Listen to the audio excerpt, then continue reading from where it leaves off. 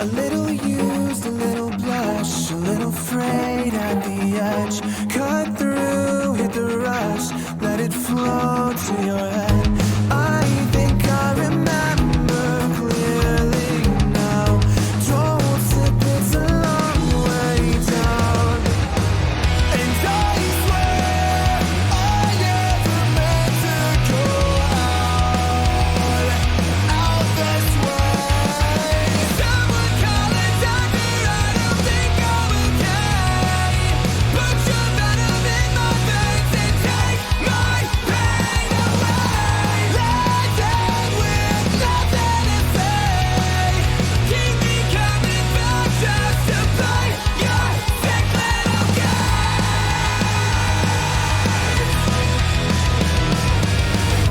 Love the fall, love the light, love that look in your eyes. First we crawl, then we die, just a matter of time. Are you afraid of what you know? Don't cry, it keeps you cold. And I swear I never meant to go down this way. Someone call a doctor, I don't think I'm okay.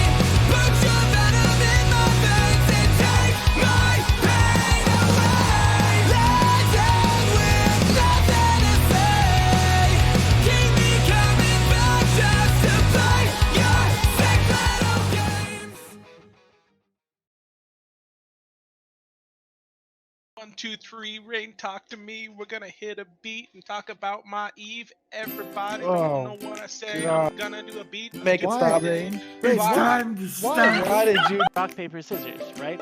We don't want Eve to be as simple as shut the fuck up, Seto! Floods of like memes, and these small gangers are like, we're the elite of the elite. Do not fuck with us. We will kill you. We are the best players ever. It's like, dude, I did your shit. I did it better than you did. You know what this conversation is like? When I say not enough supers die in Dell, and people tell me, oh look, there's a super died in Dell. So it's like, when What I'm are talking you about even the balance talking issue, about? We were talking about fucking balance, not supers Yeah. dying in Delph. Look, Why look, does look, look, everything with you have to be about supers fucking dying in Shut Delph? up! Shut up! Christ!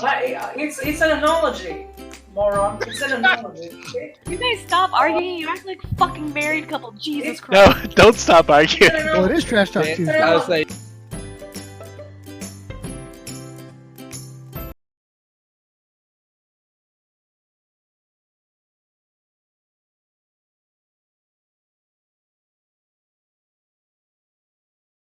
Well, if you're ready to go now, go get your woman and get it sorted. You know, if you struggle that much, let's. you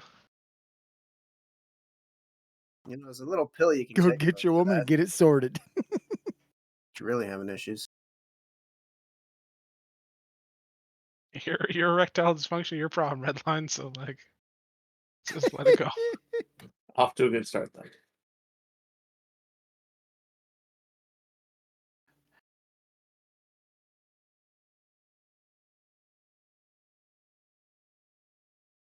I can hear you talk. Oh, you can hear me talking because you're in Discord, but the stream can't hear me talking because I'm trash.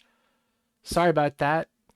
Anyways, welcome to Trash Talks Tuesday, the only show where the viewer count is actually higher than the collective IQ of the guests on the stream. Tonight we're joined by our lovely friend Dominarch. Say hello, Dominarch. Hello, Dominarch. And we're joined by our other friend Firefox. Say hello, Thank you, Brendan. Firefox. I think he... He had to go Alright. pee. He stepped away. He's back. He said come. And then we've also Oh, okay, got sorry. Karama. Also, thank you, Brendan. We appreciate that. Karama, welcome. Welcome to Trash Talk Tuesday. Great. He's AFK too. We're also Off to a joined. great start. We're also joined by Shattered Armor. Hello, I am not AFK for once. Thank fuck for that. And we've also got our lovely friend Sonrir. Hello, Sonrir. Good evening, everyone. And as always, my favorite member of the show, Villy. Say hello, Villy. Hello. Villy offers great advice. If you ever need it, by the way, just don't ask like 10 seconds before you have to start a stream, because it might make you laugh and you can't actually do what you need to. Very unfortunate. Oh, and we've also got now joining us, we've got Securitas. Say hello, Securitas. Hey, what's up? And I think I Johnny's butchered his name one night. Hello. and Johnny's here. And we've also got Joseph. What's up? Nice. All right, so everyone, listen. My name is Redline13, and you're tuned into Trash Talk Tuesday, which means one of two things is guaranteed to happen. One of those things is that I fuck up the audio, and you can't hear either me or the Discord when we start the show. The other is that I fuck up the overlay, and you can't see anything when I start the show. Tonight, we have a rare instance where both of these things have happened, and I will be fixing it as the show continues. Please don't be mad, but know Inconceivable, Redline. that Inconceivable. tonight, Trash Talk Tuesday is in podcast mode. Okay? Save your bandwidth. Save it for the downloads you're going to do later. All right? Anyways, we've got a full house, and we've got some interesting things to talk about, because as we predicted a few weeks ago, as Villy predicted a few weeks ago, everyone is coming to Pureblind. The initiative has shown up, and we've got word that Goons are coming up this weekend. And I'm very interested to see how everyone feels about this brand new war. Who wants to go first? Oh, I'm first of all, excited about it. I can't wait. I wouldn't get your hopes up. I don't think it actually is a war. I've got money on our Saturday announcement actually having to do with PI. Are you kidding me? Sonner, if you don't take me to war, I'm gonna be pissed. Of course, we start with You that. want to place a bet on that, or It is a good ping, this Sonner. It's funny. It's a good way to put opposition in on the bets, at least. The war isn't over space. The war is over Pocos for PI. Let's be real. That's why Init was out killing Pocos already. It's only so What it's many about. times you can bring it up on the fireside before you got to have like a real State of the Right. Union to be like, guys, you're just not listening. But I mean, honestly though, so you don't think there's gonna be a war, but there already is. There has been one for months already. He was memeing Oh, Red he was Line. memeing. I couldn't tell. It's because you're too It's high. fine. Sometimes my delivery is a little bit dry. No, it was I perfect. agree It with was Son. perfect. I agree with Sonner, actually. I don't think there will be a war. There will be opposition, like, Frat will reinforce things in their time zone and Imperial will reinforce things in their time zone. I don't really consider that to be a war. So no supers. I mean, it kind of doesn't matter, like, unless they can outform Frat in Chinese time zone for months at a time. I mean, they can bring them or not. Doesn't really matter. So then I guess if it's not going to be a war, if it's some kind of opposition or something like that, what's it going to look like as far as like content is concerned? Is it going to be the same stuff Everyone's that's been gonna- happening, or Everyone's gonna AFK structure bash. I don't think there'll be that much happening. For like, this is kind of what I said on Pando's stream as well. Like, and it's been true so far, by the way, and it had been up here for several days now, and it's been more or less accurate, is that, we cannot fight them in Euro time zone. I mean, there's no point in sort of grandstanding about that. We're too small. We were too small when it was just B3. There were some times when we could kind of like outmaneuver them and maybe take a fight when their other fleet was too far away or something. But we couldn't fight them when it was B3. Now we can't fight when it's B3 plus in it. And now when Goons show up as well, I mean, that we can't fight that either in EU time zone. So that's fair play to them. They'll have more numbers, but we won't be able to fight them. So it's not going to happen in EU time zone. I doubt they'll be able to fight Frat in Chinese time zone. You can always be wrong about that, but I kind of doubt they can fight there either. That kind of leaves US time zone where there's no timers. There's nothing timed for US time zone. So, maybe there'll be some skirmishes and stuff, but it's not really set up for a war with the time zones the way they are. I mean, they can try to make one, but I don't Yeah, think well- it'll be successful. With the time zones and the current sovereignty mechanics, if the sovereignty mechanics were to change, then that could be a whole new game. Well, Sure, but that's like saying, yeah, if the sun just went out, all life would die. Like, you know, Exactly. So- Well, I think it's interesting to bring up though because of the rumors surrounding changes in potential sovereignty mechanics. You know, what whatever I've been hearing- changes they're gonna make, even if CCP had them written on the ground now, they'd still be 4 months out.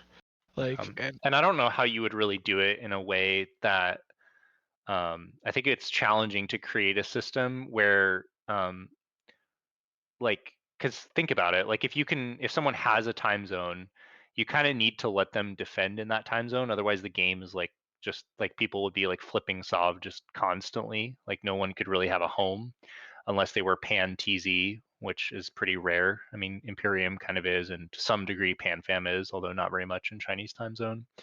But it's very hard to balance that kind of thing. So I'm not even sure how CCP would really do that. Like, how can you make it so you can go in and like kick someone Yeah, out? it would be a very difficult thing to balance. I don't argue that, but I think by focusing so much on time zones with the game mechanics, it's actually exacerbated the problems. When you take a look at the larger blocks in the game, they are coalesced by time zone, and I don't think it's just a social thing. I think it is because of the game mechanics as well. I agree. I mean, I think it is a problem. I'm just not sure how you would fix it. Like maybe, I don't know. I've had some like thoughts over the years about how you could cause some fights that kind of like overlap time zones, not necessarily like SOV, but like I was like, oh, I wonder, you know, if you could create some sort of deployable that like reduced, bounties for the next several hours so that like you could kind of like affect another time zone from your time zone, but it would have to be right on the border and that could be kind of interesting. But like, I don't know how I don't think you could do SOV that way, but I think it's possible, but at the same time, it once again it comes literally down to the players within the blocks and their eagerness to be able to have to jump over to that different time zone or be able to transition correctly. Though, sec. I think I think I mentioned this in Cesspool. With now upwells existing in the game, you can modify the previous like Sov mechanics we had before Fozzie Sov to incorporate upwells in a way that maybe would work with certain things for taking Sov being flex structures. But it's just hard. But that was a random thought I had, like I want to say maybe a week ago. So, if there isn't going to be any kind of like SOV contest and there's no timers in USTZ, what are you guys actually going to do there? Just I mean, good We're all just question. gonna stare at each Well, other. BFL's getting paid to be here, so we're happy to be here. Personally, we're having a good time. well, I mean, for my part, we'll do the same thing that we always do. We try to like wrangle fights when and where we can. We've been pretty successful at it historically, even when we've been outnumbered. But like, it's kind of on our own terms, right? Like, it's not going to be on the big timers. It's not going to be on the ones that the hostels want to hype up and stuff. Like, we just can't contest that kind of stuff. So it'll kind of be, sporadic. That's what I'll do. I mean, that's my plan. It's a lot harder to do that on a block scale, though. So, like, I don't envy the job of Darkshines and Asher in trying to create content here. I don't think they're going to be very successful. And that's not necessarily a reflection on them. It's just they've chosen a deployment where it's very hard to be successful from the get go. So, there's not an easy solution to this. Like, I think the problems in nullsec run quite deep. I personally attribute a lot of them to the ease of power projection with Ansiblexes. I think if space was bigger and more broken up, people wouldn't feel the need to be in as big blocks. That's just my personal plug for nerfing Ansiblexes. But I'm not as a saying that. member of the biggest block, though. So Yeah. I mean, I would like to see my own block be smaller as well. The problem is it's kind of like a nuclear arms race, right? Like you can't unilaterally, sort of downsize yourself before other people do it. So it has to be sort of imposed on the entire game at once by CCP, nerfing those mechanics, and then the rest of it will kind of follow. So it won't happen unless there's like an incentive for everyone to do it at the same time. So that's kind of how you reduce the size of blocks. So I Well, will say though that I think the game. I was telling Pando this. I think the game is in a better spot with regards to blocks than it was before. I think we're taking a little bit of a step back with Imperium and B3 kind of like working together here. But there was a short period where you basically had B3, which was one block, and then you had PanFam, which is another block, kind of plus or minus Winter Code, depending on how you look at it. Right now, it would be plus because they've kind of been forced together somewhat. But and then you have Imperium, and then so there's actually 3 very powerful blocks right now, and none of them can probably evict the other. So that's kind of a better situation than before. It was just 2, right? It was like Imperium versus sort of everyone else, or PanFam, and then Volta, and those guys were too small to really be a block on their own. But now Firefox had those numbers where actually the B3 block has as many actives as like Horde plus PL or something. So they're actually quite large, and they're all focused in one time zone, which is quite strong. Do you think it's healthy for 3/4 of nullsec to be controlled by 3 different coalitions? No, I don't, which is why I think the Fire like breakup of the South and all these new groups moving in is a really good thing. I mean, that said, like no one's going to act against their own self-interest, right? Like no one's going to do that. So Oh, like the game has to. I mean, we kind of did I would actually argue when. that we had Securitas. We reset Legacy. We invaded Fire. Well, we kind of did, but I mean, up to a point, right? I mean, like it Oh, would have so been. I would argue Yeah, go that ahead. PanFam has basically essentially downsized as much as they can do so without being like self-sabotaging directly. Like we've kind of made the first moves to try and break up our block and have the how? hope of seeing more content. How We have you reset done that? Legacy, we reset Brave, we invaded Fire and basically killed those ties entirely. What? So Okay. you reset legacy, that's fine, but you took most of the actives and test into Horde, making your block bigger in the process. And It's who I more of the mean, fault of Fire? tests than anything. that's I not mean, it's someone's Test's fault So for playing apart. It's not our fault. we did not want tests to Yeah. fail. Actually, we We actually tried put a lot of very effort to hard try to. and support them and prop them well, up to some that's degree. I cool, but thought. it doesn't change the fact that they did fail, and even though you had nothing to do with it, like your resetting them didn't really change anything because they were Uh, gone we only anyways. reset tests. They moved out of drone lens and were basically a failed alliance at that point. I think the bigger one is not so much test though, Redline. It's actually Fire. So if you Yeah. think about it from a purely objective point of view, if we wanted the biggest blob in the game, we should not have we should have not invaded Fire, right? They were numbers. They can form relatively A very unique easily. time zone too, Yeah, as well. they can form relatively easily 500 people. We just work together with them, right? Like it would have been in our interest if we wanted just the biggest blob to fight Imperium as possible. Like and actually And We PanFam had tried a that Fire long-standing historical rapport with them too. Fire actually approached me about helping us fight B3 in the north before we invaded them. They were like interested in going with BFL, some of them, and like shooting at. So like we could have worked together, right? But we didn't do that. That would have been in our advantage, right? We would have had more numbers and stuff. So, but that's not the path that we took. So the thing is, though, is that if you really think about it, like Fire was providing nothing to you other than a buffer between you and the Imperium. Like Fire couldn't even, you guys didn't even let Fire handle their own logistics while you were there defending their space. Like you True. controlled the structures, you controlled this and that. You ran the show. So like you can't, Fire doesn't offer anything to anybody except for bodies. No Yes, but offense to anybody in 500, Fire. But 500 to in 1,000 warm bodies is quite a lot. these matter a lot in nullsec warfare. What? Like that's a lot. Like 500 people is a lot, no matter which way you slice it, right? And like they're offering B3 those numbers right now, and another FC. Like Arcadius is one of the more active FCs in B3 right now. Very experienced as well. Well, and that's fine, but you guys are super experienced too, right? And Sure. Fraternity has a lot of experience, fighting these wars. They've been fighting them the whole time they've been here. So like I don't understand why it's a problem to just kick in its ass too, because they don't do anything either. All they do is chest beat. So you can beat them just fine, I think. I mean, Darkshines can form, Like, I don't know how I many think they people, had Johnny. 400 Like, people. I yeah. think they had 400 people online to defend their Fortizar lighting today, which is more than we did for that giant dread fight 2 months ago or a month and a half ago. Okay, so let me put it to you this way. When you guys went back to Pureblind after Fire was kicked out, Gobbin sent out the ping that basically said, hey, Goons, don't come to Pureblind. Imperium, don't come to Pureblind, or we'll bring main horde.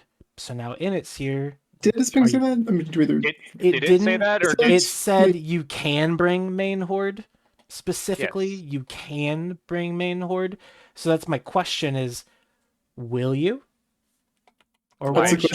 question for Yes. Goblins, I think, not for us. That's a question for Gobbins, but I would say logically speaking, why would we? And there's 3 reasons why I think it doesn't make any sense. But I mean, like I said, I don't make these decisions.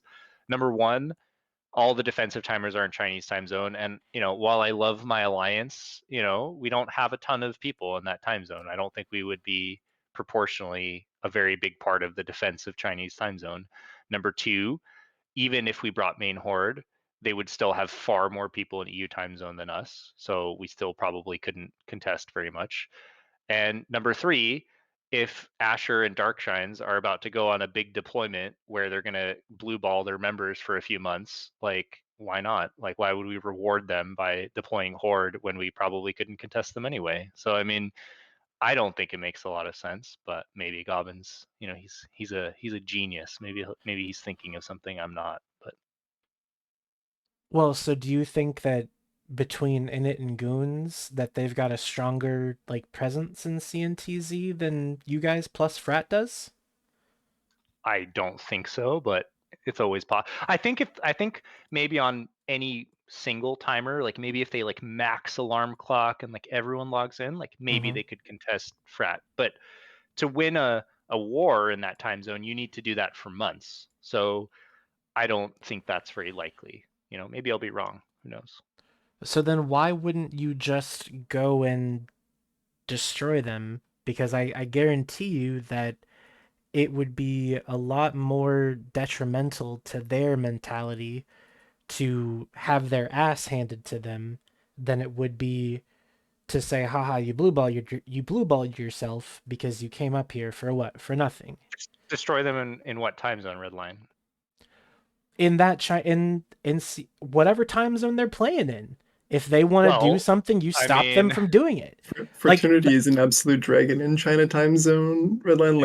Yeah. I mean, we don't have that many people in Chinese time zone to send. I'm not ruling out that no Chinese horde will show up. I'm just saying it's not a huge it's not we don't have that many people. It would be relatively small. So, I mean, deploying mainline horde, you think of more like EU and USTZ, which there's really not much point to do because there's no timers in USTZ, and in EUTZ they still outnumber us I think there's one 2 to timer 1. in USTZ, just a singular timer. Frat's largest form-ups that we've seen in Chinese time zone when they're defending structures in offensive structures, structures in B2 space, have been in upwards of 5 subcat fleets on grid.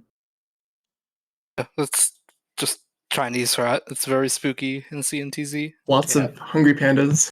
We're Yeah, not I was talking about to say, full fleets, but we're talking you'll have 2 main fleets, so 2 hack fleets, and you'll have a Nightmare Sig fleet, and then you'll have a Siege Green fleet because they form separately, and then you'll have a Sib Squad fleet. So Hanzo forming his guys separately. So that's 5 subcat fleets running around the grid in Frat Prime. Hey, Johnny. Hey, what's up? I see what you did there, and I appreciate it. What did I do? Frat's a dragon in CNTZ. Must have been unintentional. Unintentional. So, Shattered, I kind of want to shift this over to you because so you're talking about Frat with the 5 subcap fleets. Did you guys call in it or did they come up themselves?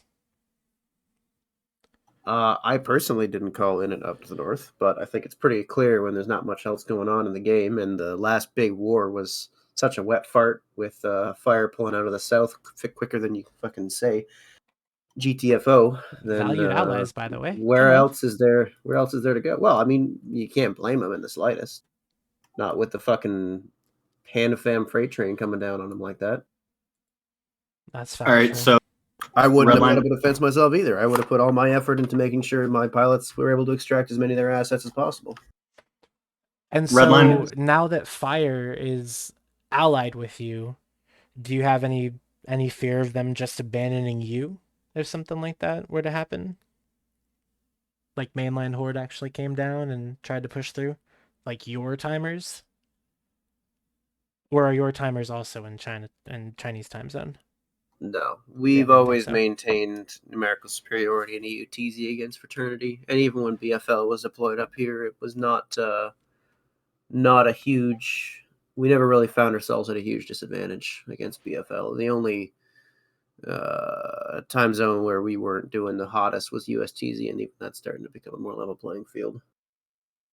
Redline, with Redline, do you pilots see like Arcadius around helping out. Redline? Do you see the irony that now? So several months ago, we were talking about Init coming up to help Brave. Now things have come full circle.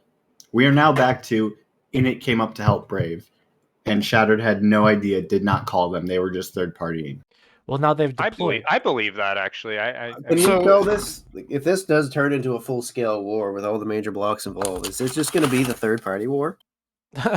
I guess you I think could it call might it. just- Well, I that think would it's the third war, right? Because there was World War B1 and World War B2. World War. Now it's First gonna be Party. World War B3 versus B3. So- World War B3. I think it's worth pointing out here that I think this is probably going to end up being pretty boring, but it did not have to be this way. Like I think Init had a choice here. They could have come up and said, we're not going to like really ally with anyone. Like we'll shoot, Winterco and Horde if we have the chance, or we'll shoot B3 if we have the chance. And I think that would have been very interesting for everybody, because then all three parties are kind of like, if not equal, kind of like there's some play in how that could happen. So that would have been very interesting, but that's not really what they chose to do. And then now with like Goons coming, there's just like, that's basically squashed the opportunity. And I'm not like that bitter about that myself, because like BFL is pretty good about finding content just about anywhere we go. So I think we'll be just fine. But I think it's basically going to ruin it for their own membership. But I think they had an opportunity to do something interesting, and they just kind of flubbed it by trying to be safe. When you're doing a SIG deployment, the last thing you want to be is safe, right? It's the opportunity to take risks, to try new things, to do chances, and take chances. And like they didn't do that, and I think ultimately it's going to be their own membership that suffers from that. Well, Well, but in what else can you initiative's clarify what not you a mean? SIG though. That's an entire alliance. Well, Adeptus is like, it's a lot. So it's, I think, people compare it to BFL, but it is much larger than It's BFL. more like Def or Geth. Yeah, it's quite large, but it's not their entire. It's like pretty similar to Def, I think. Like it's pretty open, but it's not like there's a bunch of people still in Fountain. It's not like a full like whatever. But what did you mean by that? Clarify, Billy. Like what did you want me to clarify? So why do you think they're not taking no risks? Sorry, I Well, wasn't paying enough attention. Like Sorry. they're turning it into like basically like a large scale war, where in the time zone that the defensive timers are, they have a huge numbers advantage, and so like in EUTZ before, so B3 had more numbers, but like Winterco and us together, like we kind of like could isolate aspects of B3 sometimes, and like there would be like fights for at least a little bit. Like the numbers were not so uneven that there was like nothing could happen. So in it kind of tips the scales, right? If they choose one side or another, that side's going to win. But if they're kind of just there and they're opportunistic, then it's kind of like chaos energy, right? Like anything can happen. And that would have been very interesting, because, if they jumped on us, we would have lost. If they jumped on B3, they would have lost. And they kind of would have the ability to choose what they do. But by choosing a side clearly, like the scales are so tipped that like those fights won't happen anymore. So they kind of like screwed themselves over a little bit. But they're not happening because like you're not taking them. You're not like bringing Yeah, Horde it's not down possible. to have those fights. You're not even trying. Or I'm sorry, you said that you don't make the decisions, and I respect that. Oh, Would So you, could I there's no would you shortage of like- trying on the parts of BFL. Could I propose a counter argument to that, Sec? You could So if you Goons are didn't coming up interrupt too, people Redline. when they were talking. Shattered, what were you saying?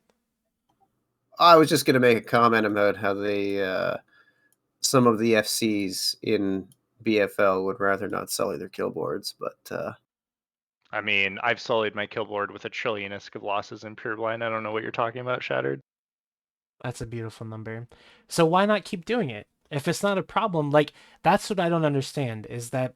So The and you fights are not. can. It's not engageable. So- okay, Redline with those Redline. numbers. Like it's just not engageable. It's 4-1, 5-1 with a If cap if advantage. we Like have 4-1, it's not 5-1. engageable. Ooh, I'm gonna if write these we numbers down. if we How have many? So, okay, Shatter. How many people did you guys form at peak? How many? For when? What timer? Weekday? Your Pick biggest an peak av- form. Johnny, what was pick an average yeah, weekend like form. there in the was last month? What was your biggest there form? was Tell me the about number. there was a DScan floating around of C4C that was like 1,100 people. I think Firefox has it saved somewhere. That's 1,100 in staging, but probably Yes. more like It's in Guest 700 Lounge. in fleets. But Okay. that's still What that's is the still default zone? Yeah. And how many just- people just do you think that one you second, guys Ryan. could form with the assistance of main horde? I'm not sure. I don't. But The main thing horde is, doesn't main count horde's in not here. here. But Midhorn's not here. It's kind of irrelevant. I can tell you that like I mean, main horde decent- does, a decent BFL Misty form does take line. fleets down for timers, You but can't miss Okay. just Okay. pings, Hold on, kings, and let goes let Johnny everywhere. talk. Let Johnny talk. Oh. Johnny. A reasonable BFL form would be like 60 human beings on comms. That would be like a good Yes. form for us, a strong human form for us. beings. How many in your staging? So it's certainly possible that BFL, when you factor in multiple accounts, etc., can easily get into like the 140 range. I think 150, even if we're pushing, Yeah, right? they've been Yeah. upwards. Yeah, They've been we're really upwards of good to 200 in push that, X47 during like hard pings. Okay, so But 200 most versus that's 1,100, right? That's you're a pretty talking big like disparity. 60, 70 Wait, dread out plugged wait. in You there, a just bunch said of taxes.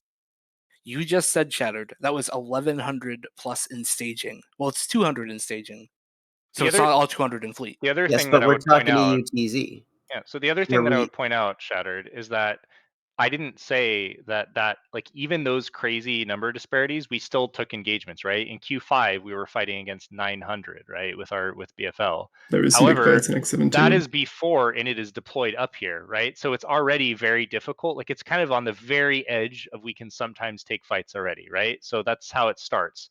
Then Init shows up, okay, and then now Goons show up, okay. So like it's 2 extra stages, and Fire showed up also after that as well. You guys didn't even have Fire when that happened. So there's just like there's no way, right? That's not engageable. So there's your answer, Redline. It's just not possible to do. So even if you bring mainline Horde, you're taking one large block that has the same number of actives on Zkill as Horde. That's just B3 and Fire have the same number of actives as Horde. So mainline Horde, and then also Init, and then also Goons. It's just, and then you can add to our side, Wintercoat EUTZ, which is pretty small. So I mean, it's just not even in the same ballpark. As far as the Mist comment goes, like Mist is like probably the most content-driven FC in Nullsec right now. He just takes a full Hurricane fleet, a full Stabber fleet, a full Demons fleet, and goes to Delve, goes to Frat, goes to you guys in C4C. He just wants a brawl. He's not there for strat reasons usually. So like what I was saying is that, before Init came up, and by the way, before Fire came up as well, we were kind of on the edge of engageability against B3. Like BFL, sometimes with our, more expensive doctrines and multi-boxing, like sometimes we could engage, right? Then you add Fire on the other side. Then you add Init.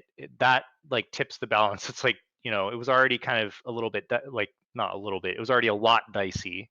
But now, I mean, so I what don't I'm think saying is Init had the possibility to sort of make that interesting if they didn't like choose a side, right? That's up to them. I don't, I think, like I said, we'll still find kind of ways to get fights and stuff, hopefully. But like they made the very conscious choice to play it safe by picking the side that was already much larger. Well, it sounds like you've got everything that you need right there. You take. What were they? You What you was take Initiative gonna BFL. do? Side with PanFam? Like, what are you talking side about, with man? no Imperium one. member. No, How it could is- they no, not? it Oh, would- side with it no would- one, Shadow. I know that's a crazy concept, but They like, would have taken more or less a third party approach in the yeah, like same an way that actual yes. third party. BFL has What do you mean, done as Zach? well. Or here you're talking about how people can just go into a region in third-party fights and not pick a side. Yeah, Yes. We did. That's how We did. third party it That's works. worse. Like, during the first deployment to Pure Blood, we took cap fights against both the major groups. We cap fought Frat and we cap fought you guys. Is that not third partying? I think Apparently, Rot's asking BFL for help to set up bait on Frat.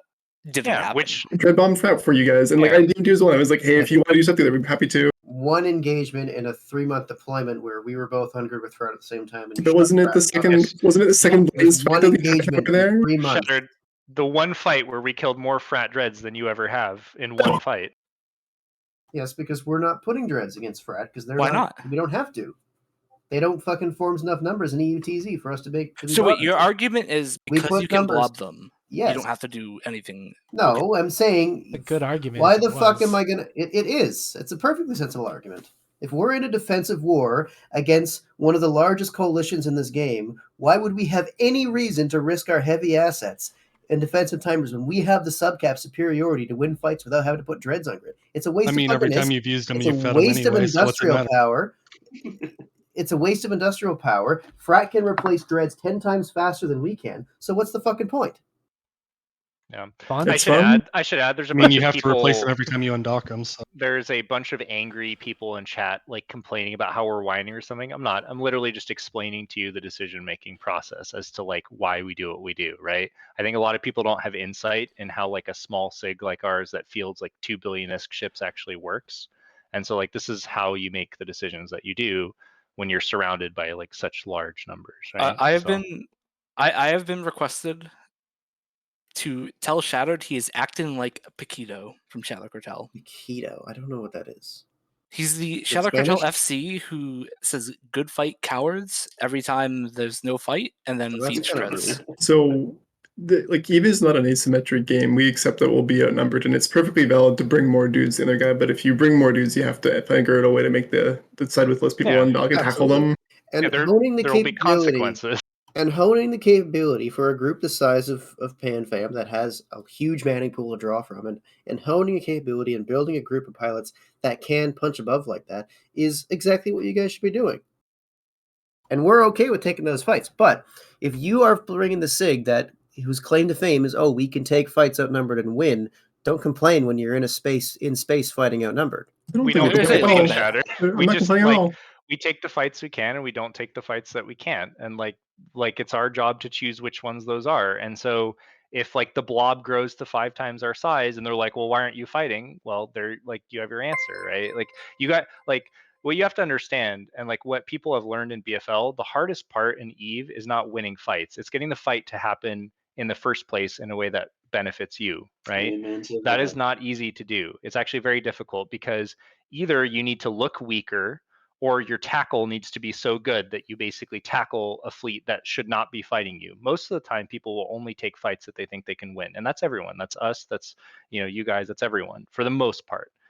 So Would, the can I interrupt you challenge for is just a if you second? guys are going to have I'm almost done, Redline. Okay. If you guys have a big blob, it's your guys' job to figure out how to make us engage you, not the other way around. Okay. So that's all there is to it. Well, I forgot what I was gonna say, so that's all right. But I am curious because I still I don't know why like NC wouldn't come, why Slice wouldn't come, why all the other people that are blue with PanFam wouldn't come and join in and sway those odds in your favor. I guess I Something just don't see that.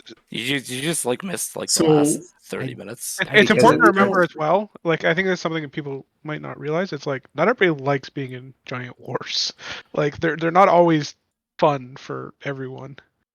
Not to mention that the Imperium plus B3, I mean, it's just larger than PanFam and EU. That's just the reality, right? So I it's don't like, think we've asked any more entities to come help us Redline, but like obviously they can control what they do, and if they want to, talk to Nereus or whatever, it's up to them. The thing is, like, we didn't want in and up here either. We tried to push it off as long as possible because they kept asking if they could come up. The problem is like we knew it was just going to snowball, and this war has been snowballing slowly for the last 6 months. It was inevitable that it was eventually going to turn So- into all the fucking blocks wanting to get in on the content, which is unfortunate. But we tried to delay this as long as possible, but it just got to the point where like, Nereus is beating the war drums again, and BFL's finished glassing fire out of their space. So we, the 3 months of chill that we were expecting to have after Frat gave up and BFL left turned into like 3 fucking weeks. I mean, we can't control what happens in the south beyond our side, right? And I'll let you know that BFL identifies as a mid-scale entity. And funny enough, to be fair, you guys were the ones who took fire in and created half the problem that you're dealing with. Well, Not- if I remember correctly, Fire wouldn't have to be up here swinging the numbers in our favor if they hadn't been evicted from the south. Just saying. So, but the game is way more interesting when groups like take decisive action, like Goblin saying, "I don't like you, Fire. I'm coming after you. We're coming to kick you out of your space," and the map gets shaken up a bunch. It hasn't happened for like a year and a half, right? It's way Yeah. more fun when this stuff happens, in my I opinion. was about to say, and now the Like South. fundamentally, this is a spaceship video game, and it's more fun when people make these broad strokes across the map than everyone just turtling in their space eternally. Yeah, and because of it, now we've got a big power vacuum in the southeast, which is going to probably be something interesting. It's going to be one of the most active regions in the game, probably for a while. Yeah, I mean, Southeast is super cool. I'm really looking forward to some of the brawls and storylines. There was a big like nightmare fight down there, I think, a day or two ago. Looked really cool. Eltrick got blobbed the fuck by Zerg. Yeah, and actually hilarious. to that point, Shattered, That figure I loved. FRT announced today that is it literally triggered left Winter Coalition. So Winter Co is actually shrinking as a direct result of the Southern War, whatever you want to call it, the fire, the ashes. That was interesting. Literally I was surprised to triggered see half. them And that's stepping out on their own. I believe Eltrig is like probably the biggest European alliance in Winterco, so or at least like proportionally to their membership. So that's probably in your favor as well. Now, what would be Triggered really is the interesting. largest Russian group at Winterco. They have most of the Russians. Well, sort of SIP squad, but yeah. I'd say it's probably about 50-50 between Eltrick and Sub. But there's definitely some like interesting dynamics going on, right? With that. You know, what could always happen is Brave could just be like, I'm sick of this stuff, and they could go try to take over the southeast. Ugh, yeah, There's nothing stopping them. Not moving Craftway across the map again. Don't think Brave Not wants to that do it very once. much. We live in catch for far too long. Redline, the drag channel. As a person in the southeast, I would prefer Brave to stay where they are. As a person who is looking at both of the names in the Drag Me channel, just do let it. me be the first to say no. Don't thanks. cope. Not right no, now. No, just do it. Just I'm good because all Nada Red is gonna do, he's gonna one of two guys. Listen, one of two things is about to happen here. Nada Red is gonna come on and call everybody null brain. R words. Philly, say the word null brain. Red coat. Yeah, null brain red coats. Retard. And then either that or not, or Vertiso's gonna call me a gamer word. He's not actually gonna do it. You're gonna. All right, I'll bring him in. Channel's full Yeah, now, here though. we go. Channel's full now, though. Hello, welcome to the show, Snuffed Out members. Hello. You're awake for it. Yeah, I'm happy that you're awake. You're here. You must Fell have been. asleep. Did you want to talk about something tonight? No, I just wanted to hear what Nada had to say. Oh. I'm just here to make sure Vertiso behaves himself. Well, that's a weird look. Unexpected? Not necessarily.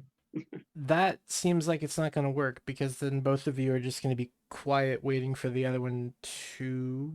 Yeah, whatever. Well, That's fine. I just got here. I don't know what to shit talk. I don't know what people right. are talking about. I'll let you get acclimated. So, Shattered, I do want to know, do you think... So, you mentioned that you were trying to put off Init coming up. Why? Why would you try to prevent them from coming to save your ass? Because we were holding our You fucking I weren't. can't talk. Your line numbers were bitching. Okay, so make up your mind. Okay, so now you got to Redline. Now you got to make up your mind. I agree with Well, Shattered. did we have the numbers to dumb hold our question. own, or did we need to bat vote in it to hold the North? Make up your mind. No, Can't have both. I agree with Shattered. Like B3 were holding their own. Like there was no. I said this a few weeks ago. There was no risk of B3 getting evicted. Like BFL and Winterco are not strong enough in EUTZ to evict B3. I mean that's like. Yeah, when they changed from B2 to B3, like the dynamics shifted heavily, right? Like it went from a situation where BFL could like kill some jump bridges and occasionally reinforce the structure, get an Athenor kill here and there, to like we're not getting anything really heavy done in EU time zone basically at all. If B3 decides they care about an objective, there's nothing we can do. Like if you guys want to form a max form, there's nothing we can do about that. So I agree with Shattered. Taz said, we had no political relationship with Fire until Fire got kicked from the South, and they needed a couch to crash on. So there was no like the numbers game was like we were expecting to be just us on our own until the end of time, holding the North against Frat. So there's no reason for us to need to escalate the situation until Fire landed on our lap, and then suddenly everyone turns their attention to the North again. You're And honestly, talking like there's anything else in the game going on that anyone could well, get involved in, precisely. which is a And problem in we of mentioned this earlier. itself. You mentioned that earlier Okay, as well. fair enough. That Well, there's that nowhere was else for people to deploy for content but Pure Blind. that was I don't actually my blame next I don't question. blame Shines. I don't blame Shines for coming up here. I just probably would have like chosen like rather than trying to like make it like the same old tired war of like PanFam versus like Imperium, I would have like just tried to be like a sort of neutral, chaotic sort of figure if I were him. Like And But that's the still thing in is Pure we had a Blind? great thing going. We had an awesome thing going up here when it was just Brave and the GTC and Frat, and it's like all these little ragtag alliances. Like B2 is or Blob was brand fucking new. They were less than a year in the game when Frat declared war on us. And all these little groups sticking together because like Frat had just been expanding further and further and further north, and all these groups finally said they're gonna put a stop to it.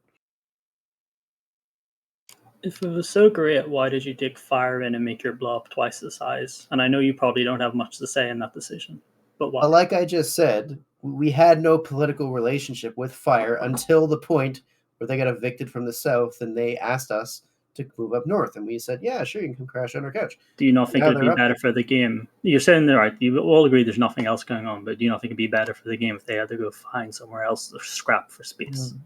There was nowhere else. There's all the vacant space they left. They could have said, but trying to kind of or behind and tried to defend. They could have tried and took space off you. They could have went anywhere else. I don't There's nowhere else they could have gone. Trust me. I don't fault them for taking in Fire, and like I do think it made sort of the game more balanced, but like the problem is that balance like disappears. Well, it has disappeared based on the recent decisions being made, but like I actually think that Fire going to B3 was good because it means that there's a third block that has like enough strength to stand on their own. Like I don't think anyone except for concerted effort could evict B3. Like if PanFam deployed, maybe if Goons didn't get involved, maybe we could evict B3 like over time. But like that's what it would take, and I don't Or think vice anyone. versa.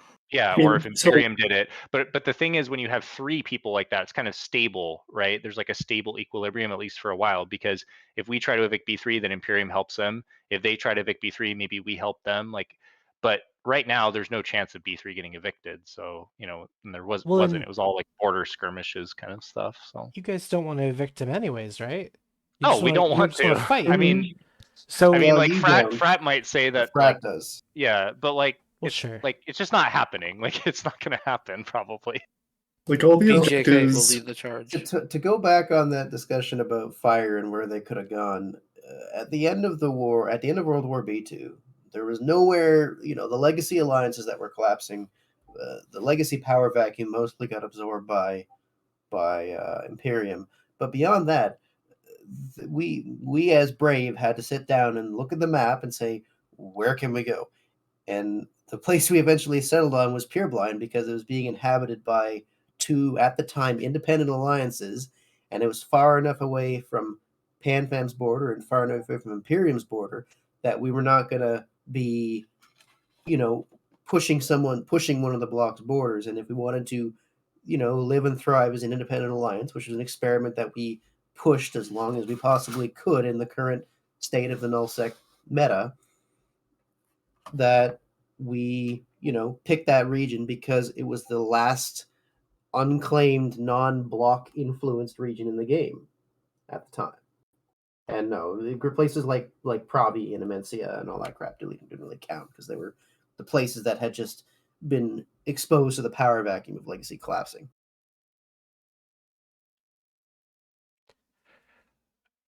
So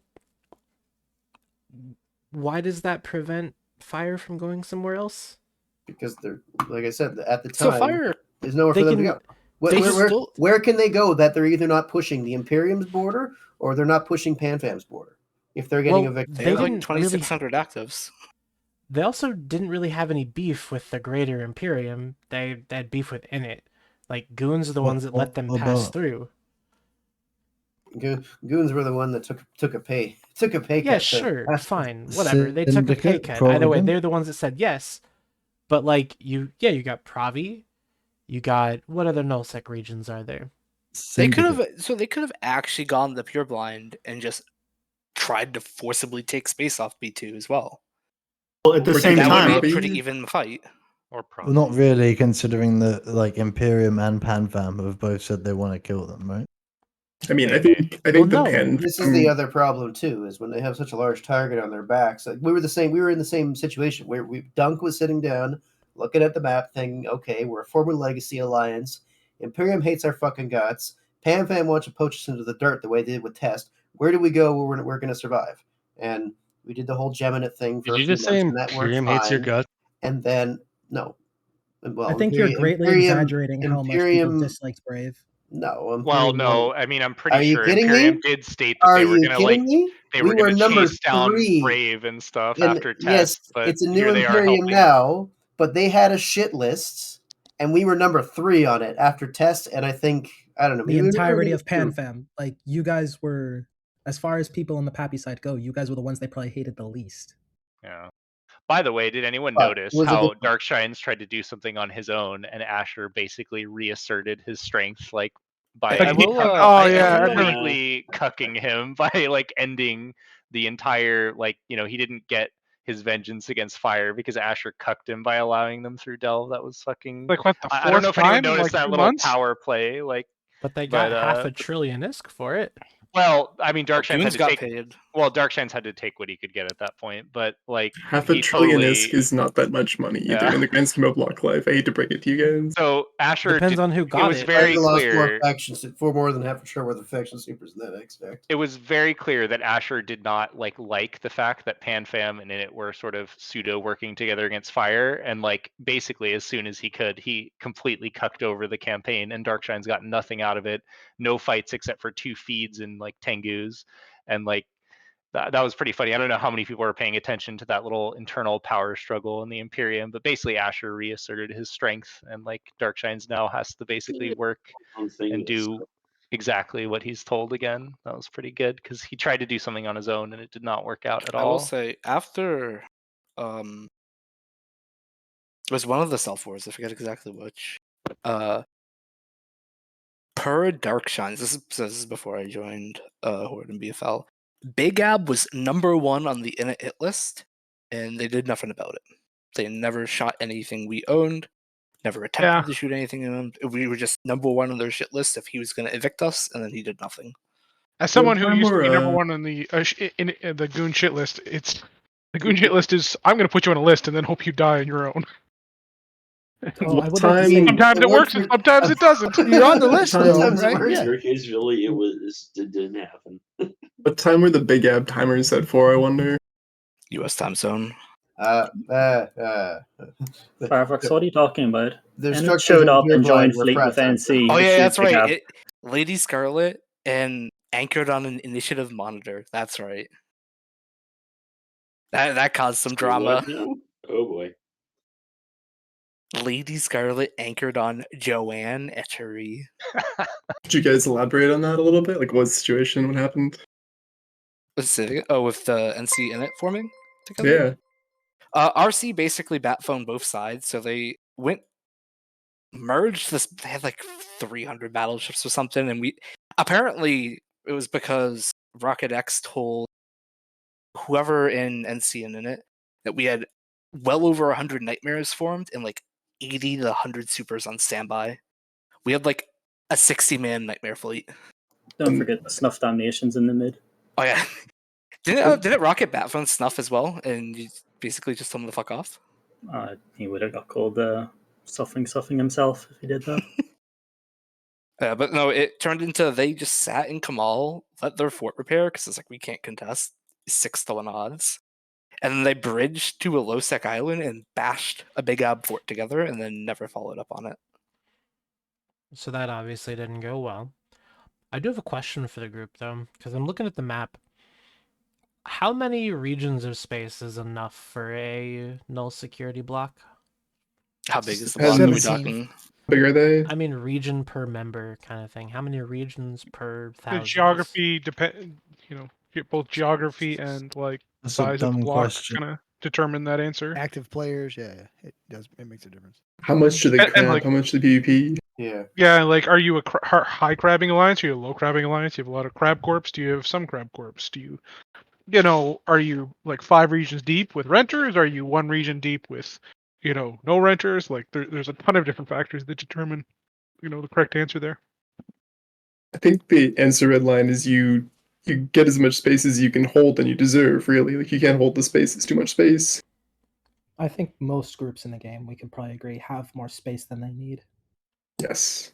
Yes. But not Do you Especially think the empires. The one thing down to the mechanics. Yeah, the one thing that I think really enables these vast, sprawling empires is the current Ansiblex mechanics. I think if you nerfed Ansiblexes in some capacity, you'd see a bunch of groups, including ours, forfeit some space, either intentionally or unintentionally. Yeah, it's a lot of work to get places if you don't have an Ansiplex network to get there, like reliably. Like maybe you can get there once or twice with like wormholes and kind of cobble something together. But if you're consistently getting hit over and over by someone who lives nearby, you can't hold it unless you have strength nearby. The other thing too with That Ansiblex, sounds right? okay though, right? Yeah, That sounds absolutely. like Yeah, no, Yeah, that for sounds sure. that sounds Yeah. great. I love that. Okay. Yeah. I've just heard people say the exact same thing and then use it as an argument for why antiplexes are good. So. No. That's They're just way too fucking powerful. stupid. No, yeah, people fuck. I hate that. People are like, oh, there's only like there's some fights that only happen because Ansiblexes, but usually, if anything, they suppress fights because like nobody wants to get in a cap fight near the end of someone else's Ansiblex network, which is basically the entire fucking game at this point. There was a cup fight in Amazon. Fucking Asher pinged for it from Delve. Yeah, it's lame. Well, tell me about it. We got in a cap fight in Q5 in Pureblind, and somehow within 20 minutes, both Init and Goons were there with 500 subcaps. So. Oh I yeah, that will was say a. this, just speaking about the Southeast, with the fact that we don't have Ansiblexes in the Southeast right now, there have been, I think, 3 Dread Brawls in the last 2 or 3 weeks between like literally triggered Zerg and paper numbers. And those fights have actually been really fun to kind of fuck around with and third party on, and even just with the other locals. Like, no Ansiblexes has been good in that context. By Sounds the way, awesome. I Sure, want to why not? call out a certain opinion or a certain sort of flawed way of thinking that keeps cropping up in our little chat about how because we disagree with the way Ansiblexes work, that we're going to put like each block is going to put themselves in a voluntary disadvantage, which is a really silly idea. The rules of the game need to change, right? Like, but every block will always play to their own advantage up until that point. Like, no one is going to like self-impose a moratorium on themselves. That's just not realistic. Like, it's not going to happen because unless everyone else does the same thing, you're just putting yourself at a disadvantage for no reason. So it's like it doesn't mean you're a hypocrite for like thinking that the game should be changed. Like I am well aware that if the game changes, Horde will be significantly weaker as compared to it was before, but I'm perfectly fine with that as long as it's uniform across everyone else. I think a lot of people struggle to look past the how it affects my gameplay issue. Which Yeah, I is a mean shame. my solution to this is to play the game in a different way. I mean, that's part of why I made BFL. Is like I want to be somewhere where it's challenging and I don't really have necessarily all the advantages of SOV and like instant backup and stuff like that. Like if I wanted to take advantage of those things, I would be living in MJ, right? And like trying to blob little small gangers and stuff. But I'm Yeah. not Oh, there's really, some guys with a fucking Kikis or a small gang. Let's go blob them with 9 supers. What Yeah. great fun this content Marshall's is. log in. So sec, let me Yeah. ask you this: if the money from Norris stops coming in, does BFL leave this area, or you're I sticking don't around? know. You think? That's always that's like a hypothetical. Like that totally depends on the scenario. Like I have to basically the way things work is, you know, me and the other people who lead BFL and headliners sit down and we kind of just reason it out and come to an agreement. So it always depends on. I know that's not very satisfying, but it kind of is like, you know, it's like in my That's real okay. job, right? You come to a diagnosis and there's not So always like you can't always explain exactly how you The got there. question, It's just Redline, is what are we would getting you say? fights? Does Goblins want us to go somewhere else? Do we want to go somewhere else? Is there a better content vector somewhere else? Is yeah, it determined by Gobbins? Oh, Ultimately? I mean, always, to a always, degree, yeah, right? of Well, course. yeah, If Goblin sure. says do If this, if Gobbins says we're deploying the whole alliance, then obviously BFL is going to go. But Well, not only that, but like, you know, like we get SRP in BFL. So like, you know, like Gobbins has some say about like a lot of say, given almost that we all the fly a say. lot of pirate battleships and dreads and stuff Yeah. like that. mm-hmm. So I mean that has a big impact. And, you know, at the end of the day, alliances are dictatorships and what Gobbins says Right. goes. So, you know, like, yeah, if Gobbins says something, we will usually have to do that. And oftentimes we agree with him and sometimes we don't, but we do it anyway because he's the boss, right? I don't want the job. So Yeah, I So- love this. Wait, 1 second. I love this take I just saw in Twitch chat of the Southern Agreement is bullshit. PL and Winterco sent their operative alliances down there to kill the little guys. Who are those operative alliances? I don't know. I want this man Probably to explain. he's talking about Lord, obviously for Winterco, not realizing that they just left Winterco. Or and Eltrig, moving right? down. Not Eltrig. Yeah. Oh, sorry. I mean, Eltrig. I could see a lot of talent scouting going on from those small groups, sure, but yeah. I'd like to state, as the resident PL operative in the Southeast, that is fake news. We are not PL representatives. Headliner has disavowed any and all relation to post this, and I believe he thinks we are annoying ass AKC's more streamers. likely the blue in it because I mean, we love Chavo. regardless of what people say, the Southeast Agreement is probably the best opportunity for a medium-sized alliance to grow for a period of time that there's been for a very long time, right? Well, not even just Oh, medium. absolutely. I would not agree even just 100%. medium-sized, multiple Oh wait, no medium-sized tally. alliances there. And the There's not enough problem, the space. thing is, though, we had to rebalance the teams on a massive scale to open up that opportunity. He's upset that Mav killed an Athenor before Postus left PL and joined AKC. The interesting thing will be to see if any of those smaller groups, once they get settled, start fighting their neighbors or working with their neighbors and forming a fourth coalition. That will be interesting to see. I would hope. gonna I would hope depend the that latter. Honestly. people- Maybe Sword Dragon will come back and lead it. We've already started fighting. I mean, literally Triggered and Zerg and Paper Numbers have been going at each other constantly. It's been Yeah, I great. saw Well, that nightmare sure. fleet that Eltrig fed. It was pretty funny. The South is like super interesting. Like, you know, if I wasn't, or if I didn't like love BFL and I had like a lot more time in real life, I would probably like I would be interested in that, you know. But All right. So follow-up question to my initial question, because it sounds like would you want to go down to the South then, if you were given the choice, like the money is no longer coming in. Is Who, that me? where you'd vote to take BFLs down Southeast? Because No. I don't want to know what you guys as a group would decide. No. I want to know what you think as a person. Yeah, no, I wouldn't, because like, okay, so I usually try to be pretty straight up, right? I was talking before about how B3 outnumber us. We would be just way overmatched in the South. Like we would be too strong. Like there would be nothing interesting. Maybe like, you know, like it wouldn't really, there wouldn't be anything interesting. It would be like I said, like in it coming up here, if we went down there, it'd be the same thing. We would just squash all the content. There'd be nothing interesting happening. So I We'd would just not be class in a few favor of that. forts and it wouldn't be very fun or engaging for membership, and it would be a lot of Yeah. work too to do.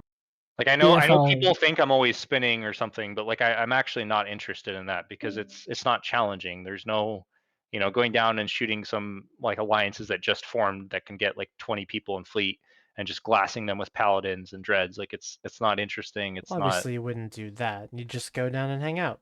You know, have Well, some but I don't. That's all you can more do. or Really. less. Yeah, but we're having fun hanging out in the X47 Keepstar red line.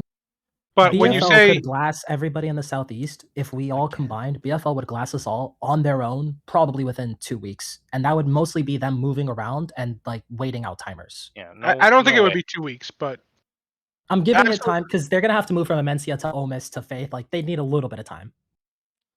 Yeah, I would have zero interest in that. Like I don't want to go like we're so like you have to like so my philosophy on deployments, which I think, you know, like not to toot our own horn, we've been fairly successful. Like every deployment we've done, we get lots of fights, we get some good dread brawls, like it's all been good so far.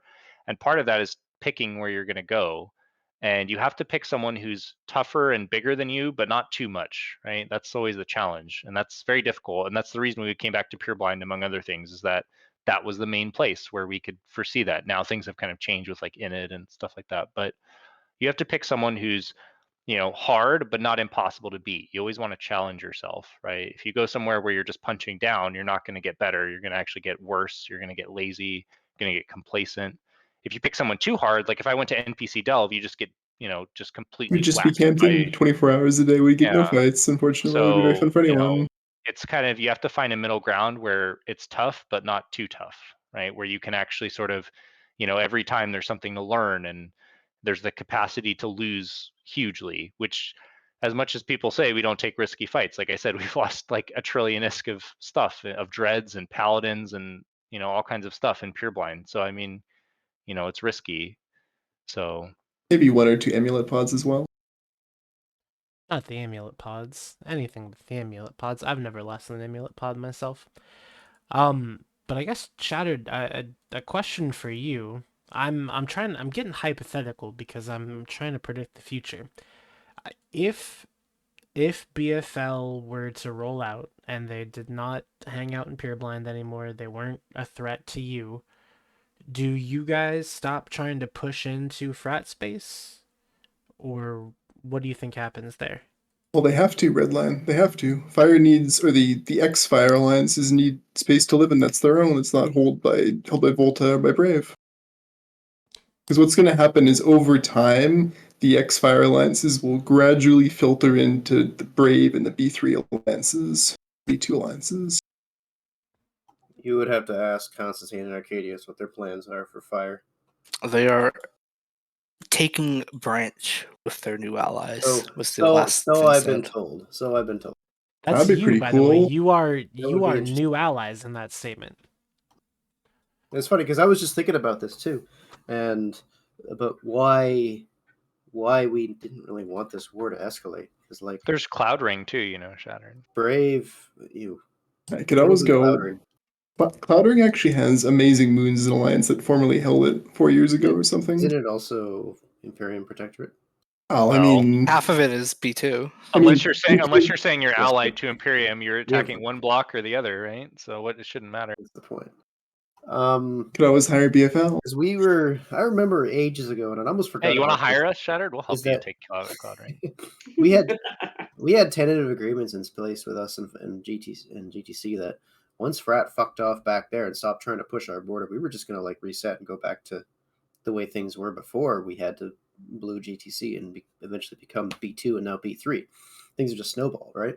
But we didn't want to have to sit through another fucking tie-dye fiasco that was World War B2, and we were trying everything we could do to stop this, and now it's like, and you bring up a good point, Redline. Where does it end? Where does the power balance settle out now that B3 is or B2 plus Fire is such a heavy hitter now in the north? So it's like, I don't know what's going to happen with Fire. Well, Shattered, see. assuming that everything ends up the way I think it will, which will basically be that after the Imperium deployment, Pureblind and Tribute and Branch and all that stuff looks the exact same as it does now, with neither side making progress.